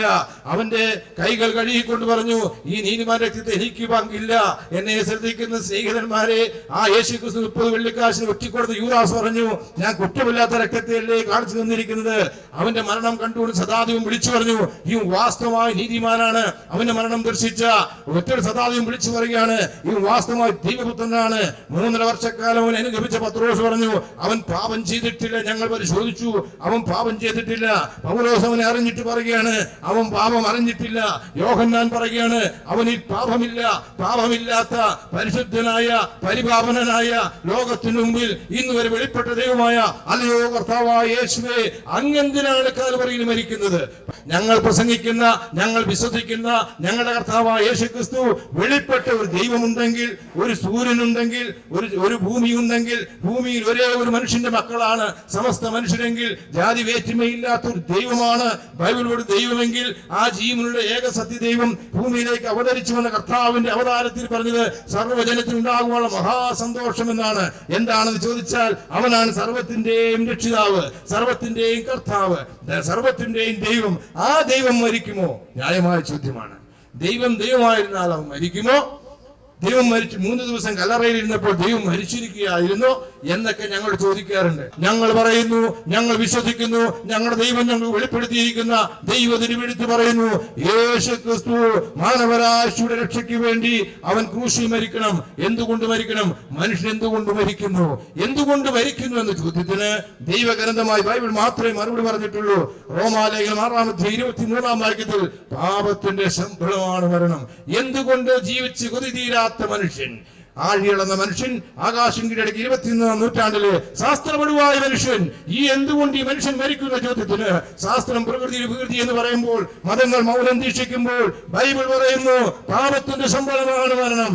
ആ പാപത്തിന്റെ ശമ്പളമായ മരണം വഴി മാറ്റപ്പെടുന്ന ആത്മാവുള്ള മനുഷ്യൻ, ആ ആത്മാവുള്ള മനുഷ്യൻ അന്ത്യനാളിൽ ഭയാനകമായിരിക്കുന്ന അഥവാ പുനരുദ്ധാന ശരീരത്തിൽ ഈ ഭൂമിയിലേക്ക് ഒരു ന്യായവിധിയിലേക്ക് വരണം. ഏത് പാപിയെ ന്യായം വിധിക്കുന്ന ഒരു ദിവസമുണ്ട് പ്രിയരെ. ഭഗവത്ഗീതയിലും പറഞ്ഞിട്ടുണ്ട്, അവശ്യം മനോത്തവ്യം ഹൃദം കർമ്മം ശുഭ അശുഭം നഭുക്തം ക്ഷേരേ കർമ്മ കർത്തോടി സദൈരവി എന്ന് പറഞ്ഞിരിക്കുന്നത്. ഇതുപോലെ ഈ ഭൂമിയിൽ ചെയ്യുന്ന കർമ്മങ്ങൾക്കനുസരിച്ച് നല്ലതായാലും തീരായാലും തക്കതായ പ്രതിഫലം അഥവാ ശിക്ഷ ഓരോ മനുഷ്യനും വെക്കേണ്ടി വരും. അങ്ങനെയെങ്കിൽ പാപത്തിന്റെ ശമ്പളം എന്താണ്? പാപത്തിന്റെ ശമ്പളം എന്ന് പറഞ്ഞാൽ ഭൗതികമായി മരണമല്ല പ്രിയരെ, പിന്നെയൊരു നിത്യമരണമുണ്ട്. ആ നിത്യമരണത്തെ കുറിച്ച് യേശു ക്രിസ്തുവാണ് പറഞ്ഞത്. അവിടെ കെടാത്ത തീയുണ്ട്, ചാകാത്ത മൃഗമുണ്ട്. ഒരുപക്ഷെ നിങ്ങൾ ചോദിച്ചേക്കാം, കെടാത്ത തീയോ അത് ന്യായമായോ? അഥവാ വെള്ളമൊഴിച്ച കെടാത്തൊരു തീയുണ്ടോ? ഇത് പേടിപ്പിക്കാൻ പറയുന്നതല്ലേ? അല്ല പ്രിയരെ, യേശു ക്രിസ്തു തിരുവാമൊഴിഞ്ഞു, അവിടെ കെടാത്ത തീയുണ്ട്, ചാകാത്ത പുഴുവുണ്ട്. ആ കെടാത്ത തീയും ചാകാത്ത പുഴുവുണ്ടോ? ന്യായമായ ചോദ്യമാണ്. ഞാൻ ചോദിച്ചോട്ടെ സ്നേഹിത, നമ്മുടെ ഈ ഭൂമിയുടെ അഹോമണ്ഡലം തന്നെ തീ കൊണ്ട് കത്തി മറയുന്നു എന്നല്ലേ ഈ അയ്യോബിന്റെ പുസ്തകം 28-ാം വാക്യത്തിൽ വായിച്ചിരിക്കുന്നത്? ആ തീ കൊണ്ട് കത്തി മറയുന്ന ഈ ഭൂമിയുടെ ലാവ ഒരു നാൾ, അഥവാ നമുക്കറിയാവുന്ന പോലെ തന്നെ ഇന്തോനേഷ്യൻ കടലിന്റെ അടിത്തട്ടിൽ ഒരു ചെറിയ അഗ്നിപർവ്വതം ഉണ്ടായി. അഗ്നിപർവ്വതം പൊട്ടിയതിന്റെ പ്രതിചലനമല്ലേ ഇവിടെ സുനാമി ഉണ്ടായത് എന്ന് പറഞ്ഞ് 71% ജലമല്ലേ ഈ ഭൂമിയിൽ? ഈ 71% ജലമുള്ളൂ, 21% കരയേ ഉള്ളൂവെങ്കിലും ഈ ജലം മുഴുവനും ഒഴുകി ഈ തീയെ കെടുത്താൻ കഴിയുമായിരുന്നുവെങ്കിൽ ഇവിടെ സുനാമി ഉണ്ടാകുമായിരുന്നു. അതുകൊണ്ടാണ് കെടാത്ത തീ ഉണ്ടോ? ഉണ്ട്. തെളിയിച്ചിരിക്കുകയാണ്. ഇവിടുത്തെ സുനാമി അത് തെളിയിച്ചു കഴിഞ്ഞു. എന്നെ ശ്രദ്ധിക്കുന്ന സ്നേഹിത, ഈ ഭൂമിയിലുള്ള സമസ്ത വെള്ളവും കുഴിച്ചക്കെടാത്ത തീ ഈ ഭൂമിയുടെ അന്തരാളത്തിൽ തന്നെ സൂക്ഷിച്ചിട്ടുണ്ട്. ഇനി അത് ചാകാത്ത ഒഴിവുണ്ടോ? ശാസ്ത്രം അന്വേഷിച്ചു. 1983 അമേരിക്കയിലെ കാലിഫോർണിയയിൽ അമേരിക്കൻ ഭൂഗർഭ ശാസ്ത്രജ്ഞന്മാര് ഈ അനവധി പൊട്ടിവരുന്ന ഈ അഗ്നിപർവ്വതങ്ങളുടെ ലാവയെ കുറിച്ച് പഠിക്കുകയാണ്. അത്യുഗ്രശേഷിയിൽ തിളച്ചു മറയുന്ന ലാവ, ആ ലാവയെ കുറിച്ച് ധാതു പദാർത്ഥങ്ങളെ തിരിച്ചു പഠിച്ചുകൊണ്ടിരിക്കുമ്പോഴാണ് ഞെട്ടിക്കുന്ന സത്യം കണ്ടെത്തിയില്ലേ എന്ന് പറഞ്ഞാൽ, അതിൽ ആ തിളച്ചു മറയുന്ന ലാവ ഭക്ഷിച്ച് ജീവിക്കുന്ന ഭാരജോടി പുഴുക്കളെ കണ്ടെത്തിയില്ലേ? ആ പുഴുക്കൾ അത് ഭക്ഷിച്ചതിൽ പെറ്റുപെരുകി ജീവിക്കുകയല്ലേ? എങ്ങനെ ഇതിന് നിർമ്മാർജ്ജനം ചെയ്യാൻ കഴിയും? അപ്പോഴാണ് ജർമ്മനിലെ മാസ് പ്ലാങ്ക് ഇൻസ്റ്റിറ്റ്യൂട്ടിലെ ബയോകെമിക്കൽ പ്രൊഫസർ ഉൾഭാദും സംഘവും ചേർന്ന് ഈ പുഴുക്കളെടുത്ത് ഏറ്റവും തീവ്രതയിലെ ആസിഡിലേക്ക് ഇട്ടില്ലേ, അവയ്ക്കൊന്നും സംഭവിച്ചില്ല. ഇത് ഞാൻ പറഞ്ഞതല്ല, ദി പ്രകൃതി ശാസ്ത്ര ജേണൽ എന്ന മാസികയിൽ അവർ തന്നെ പ്രസിദ്ധപ്പെടുത്തിയതല്ലേ. കെടാത്ത തീയുണ്ട്, ചാകാത്ത പുഴുവുണ്ട്. നരകമില്ലായിരുന്നുവെങ്കിൽ ഈ ദേശത്തേക്ക് വരാൻ പോകുന്ന അഥവാ ന്യായവിധി നിങ്ങൾ രക്ഷപ്പെടുവാൻ വേണ്ടി ഇന്ന് യേശുക്രിസ്തു ഞങ്ങൾ അയക്കുകയില്ല. എന്നെ ശ്രദ്ധിക്കാൻ സ്നേഹിത, ഒരു നരകമുണ്ട്, ഒരു സ്വർഗമുണ്ട്. സ്വർഗത്തിൽ ഇറങ്ങി വന്ന് അല്പകാലം ഇവിടെ ജീവിച്ച് സ്വർഗത്തിലേക്ക് കരകയറിപ്പോയ സ്വർഗത്തിലെ ദൈവമാണ് കർത്താവായ യേശുക്രിസ്തു. അതുകൊണ്ടാണ് കാലാതീതയെന്നും കാലത്തിലേക്ക് ഇറങ്ങി വന്ന് കാലത്തെ എടിയെന്നും വീസിന് ഡേടുകളെ ചിന്തിപ്പിടിച്ച് കാലമധ്യേ വിരാജിച്ച് കാലുകളുടെ ക്രൂശിൽ കാലിന് പാടുകളെ തറക്കപ്പെട്ട് കതറി കതറി മരിച്ച് കല്ലറയിൽ അടക്കപ്പെട്ട് മഹത്വം കൊണ്ട് 3-ാം നാൾ ഉയർത്തെഴുന്നേറ്റത് കൊണ്ടല്ലേ AD BC അണ്ണോ ഡൊമിനി നാഥന്റെ വർഷം ക്രൈസ്റ്റ്. നമ്മുടെ മോദിജിക്കായാലും ഇറാനിലെ പ്രസിഡന്റിനായാലും ഇസ്രായേലിന്റെ പ്രസിഡന്റിനായാലും ലോകത്ത് ഏതൊരു മനുഷ്യനായാലും ഈ AD BC ഉപയോഗിക്കാതെ മുന്നോട്ട് പോകാൻ കഴിയുമോ? അപ്പോൾ ഒരു നരകമുണ്ട്, ഒരു സ്വർഗമുണ്ട്. ആ നരകമാകുന്ന 2-ാം മരണത്തിലേക്ക്. അതുകൊണ്ട് ബൈബിൾ പറയുകയാണ്, അന്ത്യന്യായവിധിയെ കുറിച്ച് വെളിപ്പാട് പുസ്തകം പ്രകാരമാണ് പറയുന്നത്. വെളിപ്പാട് പുസ്തകം 20-ാം അധ്യായം 11 വാക്യങ്ങൾ വായിക്കുമ്പോൾ, ഞാൻ വലിയൊരു വെള്ള സിംഹാസനം കണ്ടു, അതിലൊരു ഇരിക്കുന്നു കണ്ടു. അവൻ ആകാശവും ഓടിപ്പോയി മരിച്ചവർ അപാലവൃത്തം സിംഹാസനം നിൽക്കുന്നത് കണ്ടു. ഏത് മനുഷ്യനെയും ശബ്ദം അഥവാ യേശുക്രിസ്തു മരിച്ചവരെ മടങ്ങി വരിക എന്ന് പറയുമ്പോൾ ഏത് മനുഷ്യനും ഒരു നാൾ ഉയർത്തെഴുന്നേറ്റ് വരും. എന്താണ് ഉറപ്പ്?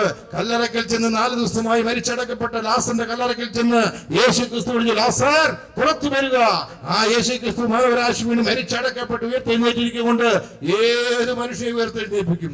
ഉയർത്തെഴുന്നേൽപ്പിച്ചാൽ പാപിയായിരിക്കുന്ന മനുഷ്യനെ ന്യായം വിധിച്ച് നിത്യ നരകത്തിലേക്ക് തള്ളും. അതുകൊണ്ട് എന്നെ ശ്രദ്ധിക്കുന്ന സ്നേഹിതന്മാരെ, ഈ നരകത്തിലേക്ക് മനുഷ്യൻ പോകാതിരിക്കണമെങ്കിൽ, പാപത്തിന്റെ ശമ്പളം ആ ശമ്പളമായി നരകം കിട്ടാതിരിക്കണമെങ്കിൽ, യേശുക്രിസ്തു എന്ന പാപമില്ലാത്തവൻ പവിത്രനായിരിക്കുന്നവൻ മഹാദൈവത്തിന്റെ മടത്തരം വിട്ട് മാലാകമാരുടെ ആരാധന വിട്ട് മഹീതലത്തിന് മറിയത്തിന്റെ മകനായി അവതരിച്ച് മാനവമധ്യേ പാവന ജീവൻ നയിച്ച് അവൻ നമ്മുടെ പാപം തന്റെ മഹനീയമായ ശരീരത്തിലേക്ക് ഏറ്റെടുത്ത് നമുക്ക് വേണ്ടി നമ്മുടെ പാപത്തിന്റെ പകരം നമുക്ക് വേണ്ടി മർത്യശരീരം സ്വീകരിച്ച് നമുക്ക് വേണ്ടി പാപത്തിന്റെ ശമ്പളമായി നരകം, ആ നരകം ചുമന്നൊഴിക്കുവാൻ പാപമറിയാത്തവനെ നാം അവനിൽ ദൈവത്തിന് നീതിയാകേണ്ടതിന് പാപമാക്കിയെന്നാണ് കൊരിന്ത്യർ ലേഖനം 2:5-21 പറയുന്നത്. എന്നെ ശ്രദ്ധിക്കുന്ന സ്നേഹിതന്മാരെ, പാപമാക്കപ്പെട്ട ക്രിസ്തു എനിക്ക് നിങ്ങൾക്കും വേണ്ടി നമുക്ക് വേണ്ടി ഒരു അവതാര പുരുഷൻ ഒരു അടിയേറ്റിട്ടില്ല, തുപ്പേറ്റിട്ടില്ല, പുരുഷരോമറ്റില്ല, ഇന്ന് വരെ നമുക്ക് വേണ്ടി ജീവൻ കൊടുത്തിട്ടില്ല. എന്നാൽ നിങ്ങൾ ക്രിസ്തുവിലേക്ക് നോക്കൂ. ആ ക്രിസ്തു 2000 ആണ്ടുകൾക്ക് പുറത്ത് അവൻ പ്രാർത്ഥിക്കുകയാണ് ഗന്ധർവനായ തോട്ടത്തിൽ, പിതാവേ കഴിയുമെങ്കിൽ ഈ പാനപാത്രമെങ്കിൽ നീക്കണം, എങ്കിലും എന്റെ ഇഷ്ടമല്ല അങ്ങയുടെ ഇഷ്ടം നിറവേറട്ടെ. സ്നേഹിത, ഈ ഭൂമിയിൽ ജീവിക്കുന്ന ഏതൊരു മനുഷ്യന്റെ ആഗ്രഹം ഭൂമിയിൽ തിന്നും കുടിച്ചും സുഖിച്ചും ആ പാപത്തെ പാൽ പോലെ ആസ്വദിച്ച് ജീവിച്ച് ഇവിടെ മരിച്ചാലും സ്വർഗത്തിൽ പോകണം, നരകത്തിൽ പോകണമെന്നില്ല. എന്നാൽ ദൈവം മുഖപക്ഷമില്ലാത്തവനാണ്. ദൈവം നമ്മെ ന്യായം വിധിക്കും.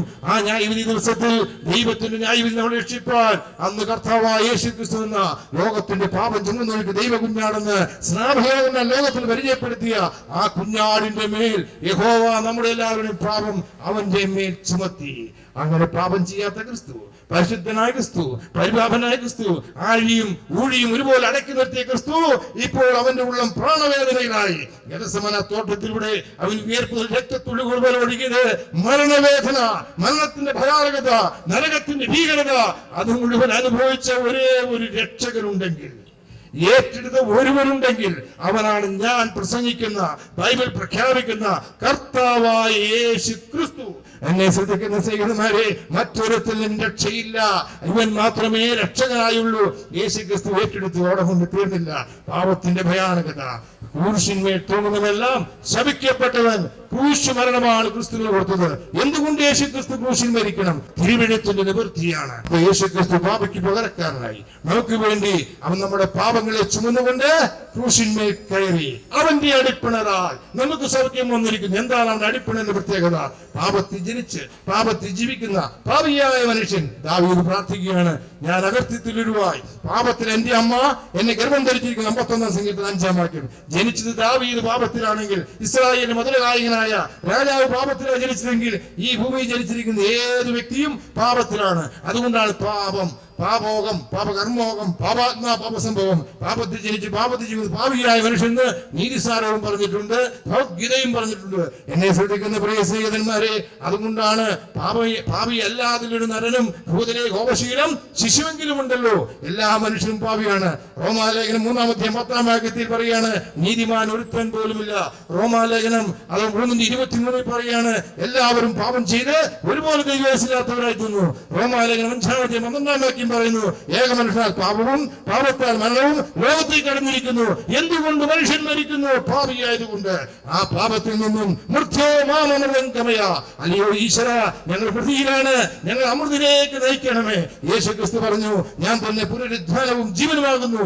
എന്നിൽ വിശ്വസിക്കുന്നവൻ മരിച്ചാലും ജീവിക്കും. എന്നെ ശ്രദ്ധിക്കുന്ന സ്നേഹിത, കാലുകളുടെ കുരിശിൽ 2 കള്ളന്മാരുടെ നടുവിൽ ഒരു അധമ പാപിയെ പോലെ യേശുക്രിസ്തു തൂങ്ങിക്കിടക്കുകയാണ്. അനേകർക്ക് അപ്പം നുറുക്കി കൊടുത്ത, അനേക കുരിശിനെ തൊട്ട് സൗഖ്യമാക്കിയ, അല്ലയോ കർത്താവായ യേശുവേ, അങ്ങയുടെ സൈക്യതായികാരങ്ങളിൽ എന്തുകൊണ്ടാണ് കാലിരുമ്പാണ് വെച്ചെടുത്തത്? സ്നേഹിത, ഞാനും നീയും ചെയ്ത പാപപ്രവൃത്തി അവിടെ കൊണ്ട് അവസാനിച്ചില്ല.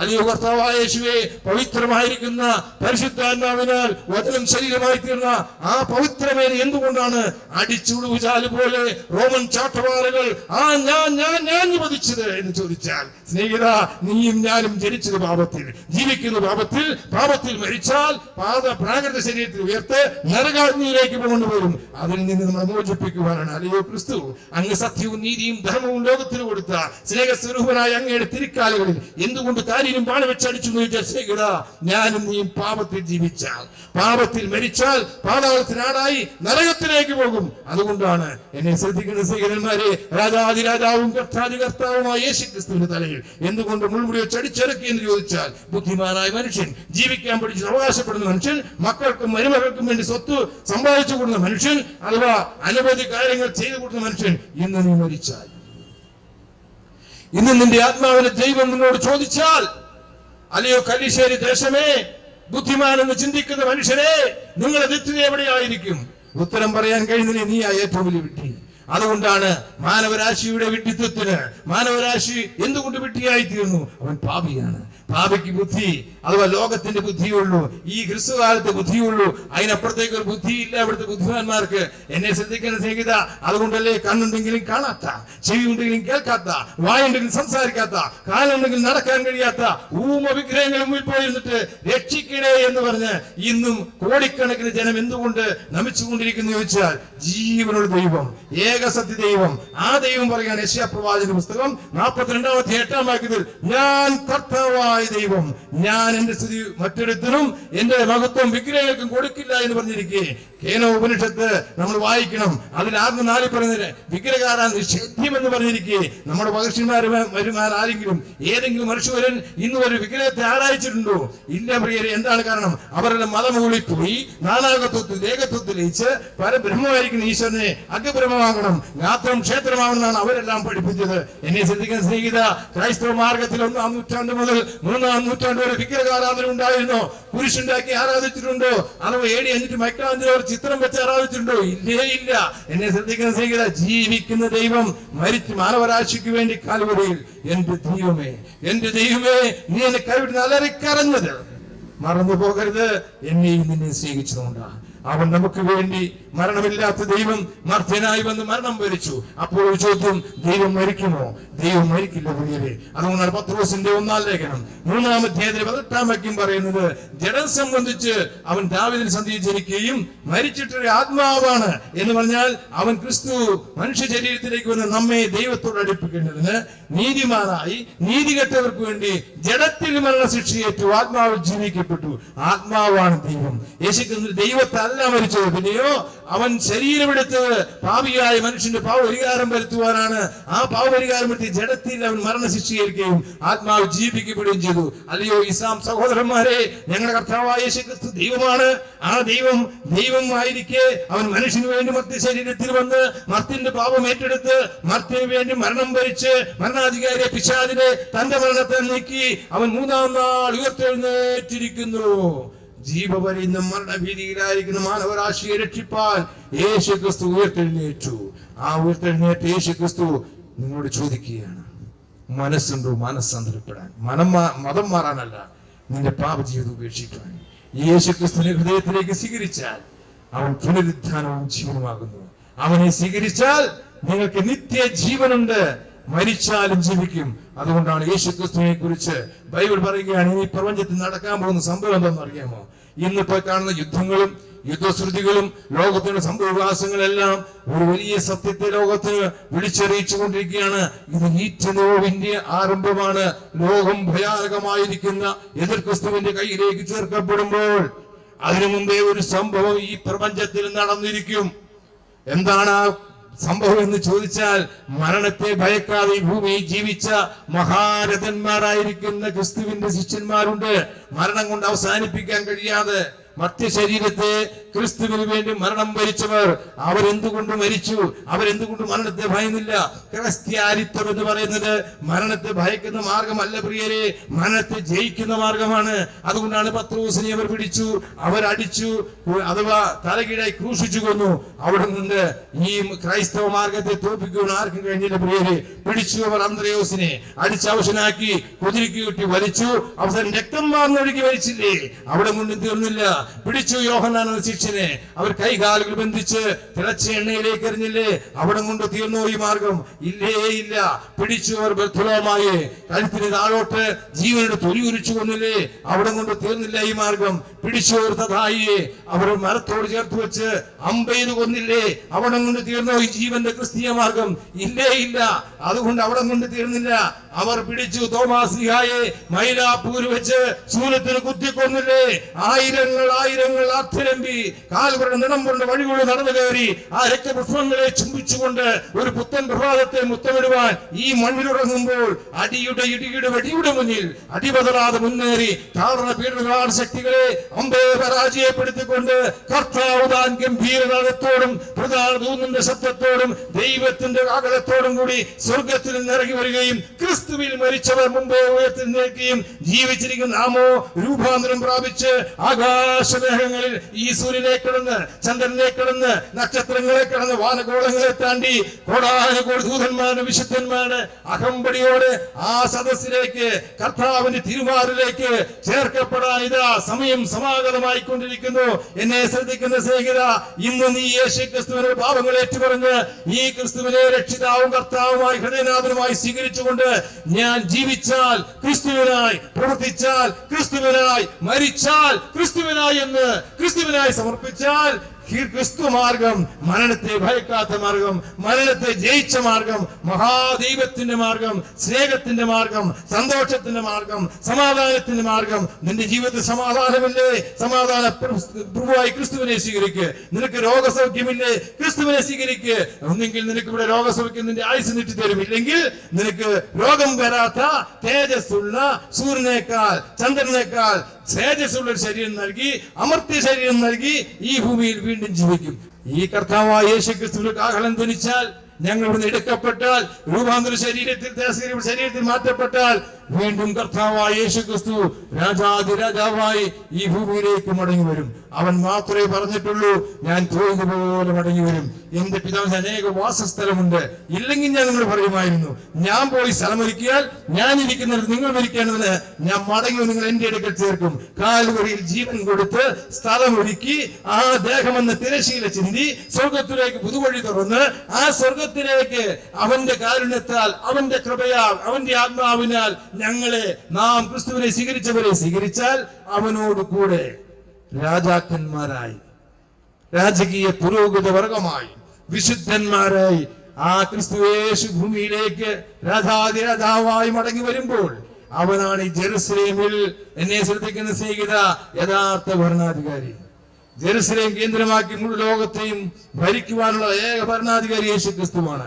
ഇസ്രായേലിന്റെ യുദ്ധം എന്ന് തീരുമെന്ന് ചോദിച്ചാൽ ഞാൻ ഉത്തരം പറയും, അത് ഒരു ദിവസം തീരും. എന്താണെന്നറിയാമോ? ഇന്ന് ക്രിസ്തുവിനെ അംഗീകരിക്കാത്ത ഇസ്രായേൽ അന്ത്യനാളിൽ അഥവാ ക്രിസ്തുയേശുവിനെ കുത്തിവെങ്കിലേക്ക് നോക്കി കരയുന്ന ഒരു ദിവസമുണ്ട്. ആ യേശു ക്രിസ്തു ഭൂമിയിൽ 1000 ആണ്ട് ഭരിക്കുമ്പോൾ മാത്രമേ യഹൂദനെന്നല്ല ലോകത്തിന് സമാധാനം വരികയുള്ളൂ. ഇവിടെ കോൺഗ്രസ് ഭരിച്ചാലും BJP ഭരിച്ചാലും ഇവിടെ ജനതാദൾ ഭരിച്ചാലും ലോകത്തെ രാഷ്ട്രീയ പാർട്ടി ഭരിച്ചാലും ഇവിടെ സമാധാനം കൊടുക്കുവാൻ ഈ ഭരണകർത്താക്കൾ കഴിയില്ല പ്രിയരെ. പാപം ഭരിക്കുന്ന, രോഗം ഭരിക്കുന്ന, ദുഃഖം ഭരിക്കുന്ന, മരണം ഭരിക്കുന്ന ഈ ലോകത്തിന് മരണമില്ലാത്ത, ദുഃഖമില്ലാത്ത, ദുരിതമില്ലാത്ത, രോഗമില്ലാത്ത, ദീർഘമായിരിക്കുന്ന അഥവാ നിത്യജീവൻ കൊടുക്കുന്ന, നിത്യതയുടെ പങ്കാളികളാക്കി തീർക്കുന്ന, ശരീരം കൊടുക്കുന്ന, തേജസ്സുള്ള ശരീരം കൊടുക്കുന്ന യേശു ക്രിസ്തു ഭൂമി 1000 വർഷം ഭരിക്കും. അവിടെ കൊണ്ട് അവസാനിച്ചില്ല. യേശു ക്രിസ്തു പറഞ്ഞു, എന്റെ പിതാവിന് അനേക വാസസ്ഥലം. ആ സ്വർഗീയ സൗധത്തിൽ ഈ ജീവനുള്ള ദൈവത്തെ മുഖാമുഖം കണ്ട് ആരാധിപ്പാൻ തക്കവണ്ണം ഈ കർത്താവായ യേശു ക്രിസ്തു ഇന്ന് സ്വീകരിച്ചാൽ നിത്യത മുഴുവൻ പരമാനന്ദത്തിൽ കഴിയാം. ഇല്ല, ഈ ക്രിസ്തുവിനെ കേട്ടു, ഈ ക്രിസ്തുവിനെ ഞങ്ങൾക്ക് വേണ്ട, ഞങ്ങളുടെ പഴയ പൈതൃകം മതി, മതം മതി, ഞങ്ങളുടെ ഇസം മതി, ഞങ്ങളുടെ രാഷ്ട്രീയം മതി, ഞങ്ങളുടെ ആരോഗ്യം മതി എന്ന് നിങ്ങൾ വിചാരിക്കുന്നുവെങ്കിൽ ഇന്ന് നിങ്ങൾക്കൊരു മരണം സംഭവിച്ചാൽ നിങ്ങളുടെ നിത്യത എവിടെയായിരിക്കും? അതുകൊണ്ട് എന്നെ ശ്രദ്ധിക്കുന്ന സ്നേഹിത, ഇത് മതം മാറ്റത്തിന്റെ സന്ദേശമല്ല. നിങ്ങൾ നിൽക്കുന്ന ഇരിപ്പിൽ ഈ മരണത്തെ നീക്കുന്ന ഈ അമൃതന്റെ മാർഗത്തിലേക്ക് നിങ്ങൾ ഈ വിധം പ്രാർത്ഥിക്കുമോ? കർത്താവായ യേശുവേ, ഞാനൊരു പാപിയാണ്, എന്റെ പാപത്തിന് വേണ്ടി അങ്ങ് ക്രൂശിൽ മരിച്ചു, എനിക്ക് വേണ്ടി അങ്ങ് അടക്കപ്പെട്ടു, എനിക്ക് വേണ്ടി അങ്ങ് ഉയർത്തെഴുന്നേറ്റു, എനിക്ക് വേണ്ടി അങ്ങ് സ്വർഗ്ഗാരോഹണം ചെയ്തു, എന്നെ ചേർക്കുവാൻ മടങ്ങി വരുമെന്ന് ഞാനിതാ അംഗീകരിക്കുന്നു, അർത്ഥാൽ ഞാൻ വിശ്വസിക്കുന്നു. അങ്ങനെ ഒരേ ഒരു സൂര്യന് കീഴിൽ ഒരേ ഒരു മനുഷ്യന്റെ മക്കളെ സർവസ്ത മനുഷ്യരെയും രക്ഷിക്കുവാൻ ഒരേ ഒരു ജീവനുള്ള ദൈവം ഭൂമിയിൽ മനുഷ്യനെ അവതരിച്ച ഈ കർത്താവായ യേശു ക്രിസ്തുവിന്റെ ഏക സത്യ ദൈവത്തെ സ്വീകരിച്ചാൽ നിങ്ങൾക്ക് നിത്യജീവൻ. ഇല്ല, ക്രിസ്തുവിനെ സ്വീകരിക്കാതെ പോയാൽ നിത്യമായ നരകം. അതുകൊണ്ട് ആരും ഈ നരകത്തിലേക്ക് പോകരുത് എന്ന് ഒരിക്കൽ കൂടി ഓർമ്മപ്പെടുത്തിക്കൊണ്ട് യേശു ക്രിസ്തുവിനെ സ്വന്തം രക്ഷിതാവും കർത്താവുമായി സ്വീകരിച്ച് നിത്യജീവന്റെ അവകാശിയായി തീരുവാൻ നിങ്ങളെല്ലാം ദൈവം അനുഗ്രഹിച്ച് പ്രാർത്ഥിച്ചുകൊണ്ട് ഞാൻ പ്രസംഗിച്ച വിഷയത്തെ കുറിച്ച് നിങ്ങൾക്ക് എന്തെങ്കിലും സംശയമുണ്ടെങ്കിൽ എഴുതപ്പെട്ട ഗ്രന്ഥത്തിൽ നിന്നും ഞാൻ മറുപടി പറയാൻ തയ്യാറാണ്. എത്ര മണിക്കൂർ വേണമെങ്കിലും പറയാം. എന്നെ ശ്രദ്ധിക്കുന്ന സ്നേഹിതന്മാരെ, അതിനാവശ്യമായ എല്ലാ കരുക്കളും ഞങ്ങളുടെ കയ്യിൽ കരുതിക്കൊണ്ടാണ് ഞങ്ങൾ വന്നിരിക്കുന്നത്. അതുകൊണ്ട് ഒരേ ഒരു സൂര്യന് കീഴിൽ, ഒരേ ഒരു ഭൂമിയിൽ, ഒരേ ഒരു മനുഷ്യന്റെ മക്കളായി നമുക്ക് ഒരേ ഒരു ദൈവം, ജീവനുള്ള ദൈവം, സത്യദൈവം, ആ ദൈവം മനുഷ്യനായി വന്ന ഒരേ ഒരുവൻ യേശു ക്രിസ്തു മാത്രം. ഏത് മതഗ്രന്ഥം വെച്ച് ഞാൻ സ്ഥാപിക്കും, ഏത് എഴുതപ്പെട്ട ഗ്രന്ഥത്തിൽ സ്ഥാപിക്കും, സമയക്കുറവ് കൊണ്ടാണ്. എന്നെ ശ്രദ്ധിക്കാൻ സ്വീകരിക്കുക. അതുകൊണ്ട് യേശു ക്രിസ്തുവിനെ സ്വീകരിക്കുക, നിത്യജീവനെ പ്രാപിക്കുക, നിത്യയുടെ പങ്കാളിയെ തീരുവാൻ ഈ കലിശ്ശേരി, ഈ പ്രദേശത്ത്, ഈ കേരളത്തെ, നമ്മുടെ ഇന്ത്യ മഹാരാജ്യത്തെ, ലോകത്തെ ദൈവം അനുഗ്രഹിക്കട്ടെ എന്ന് പ്രാർത്ഥിച്ചുകൊണ്ട് ഞാൻ എന്റെ വാക്കുകൾ നിർത്തുന്നു. ദൈവം നമ്മെ എല്ലാം അനുഗ്രഹിക്കുമാറാകട്ടെ. ആമേൻ.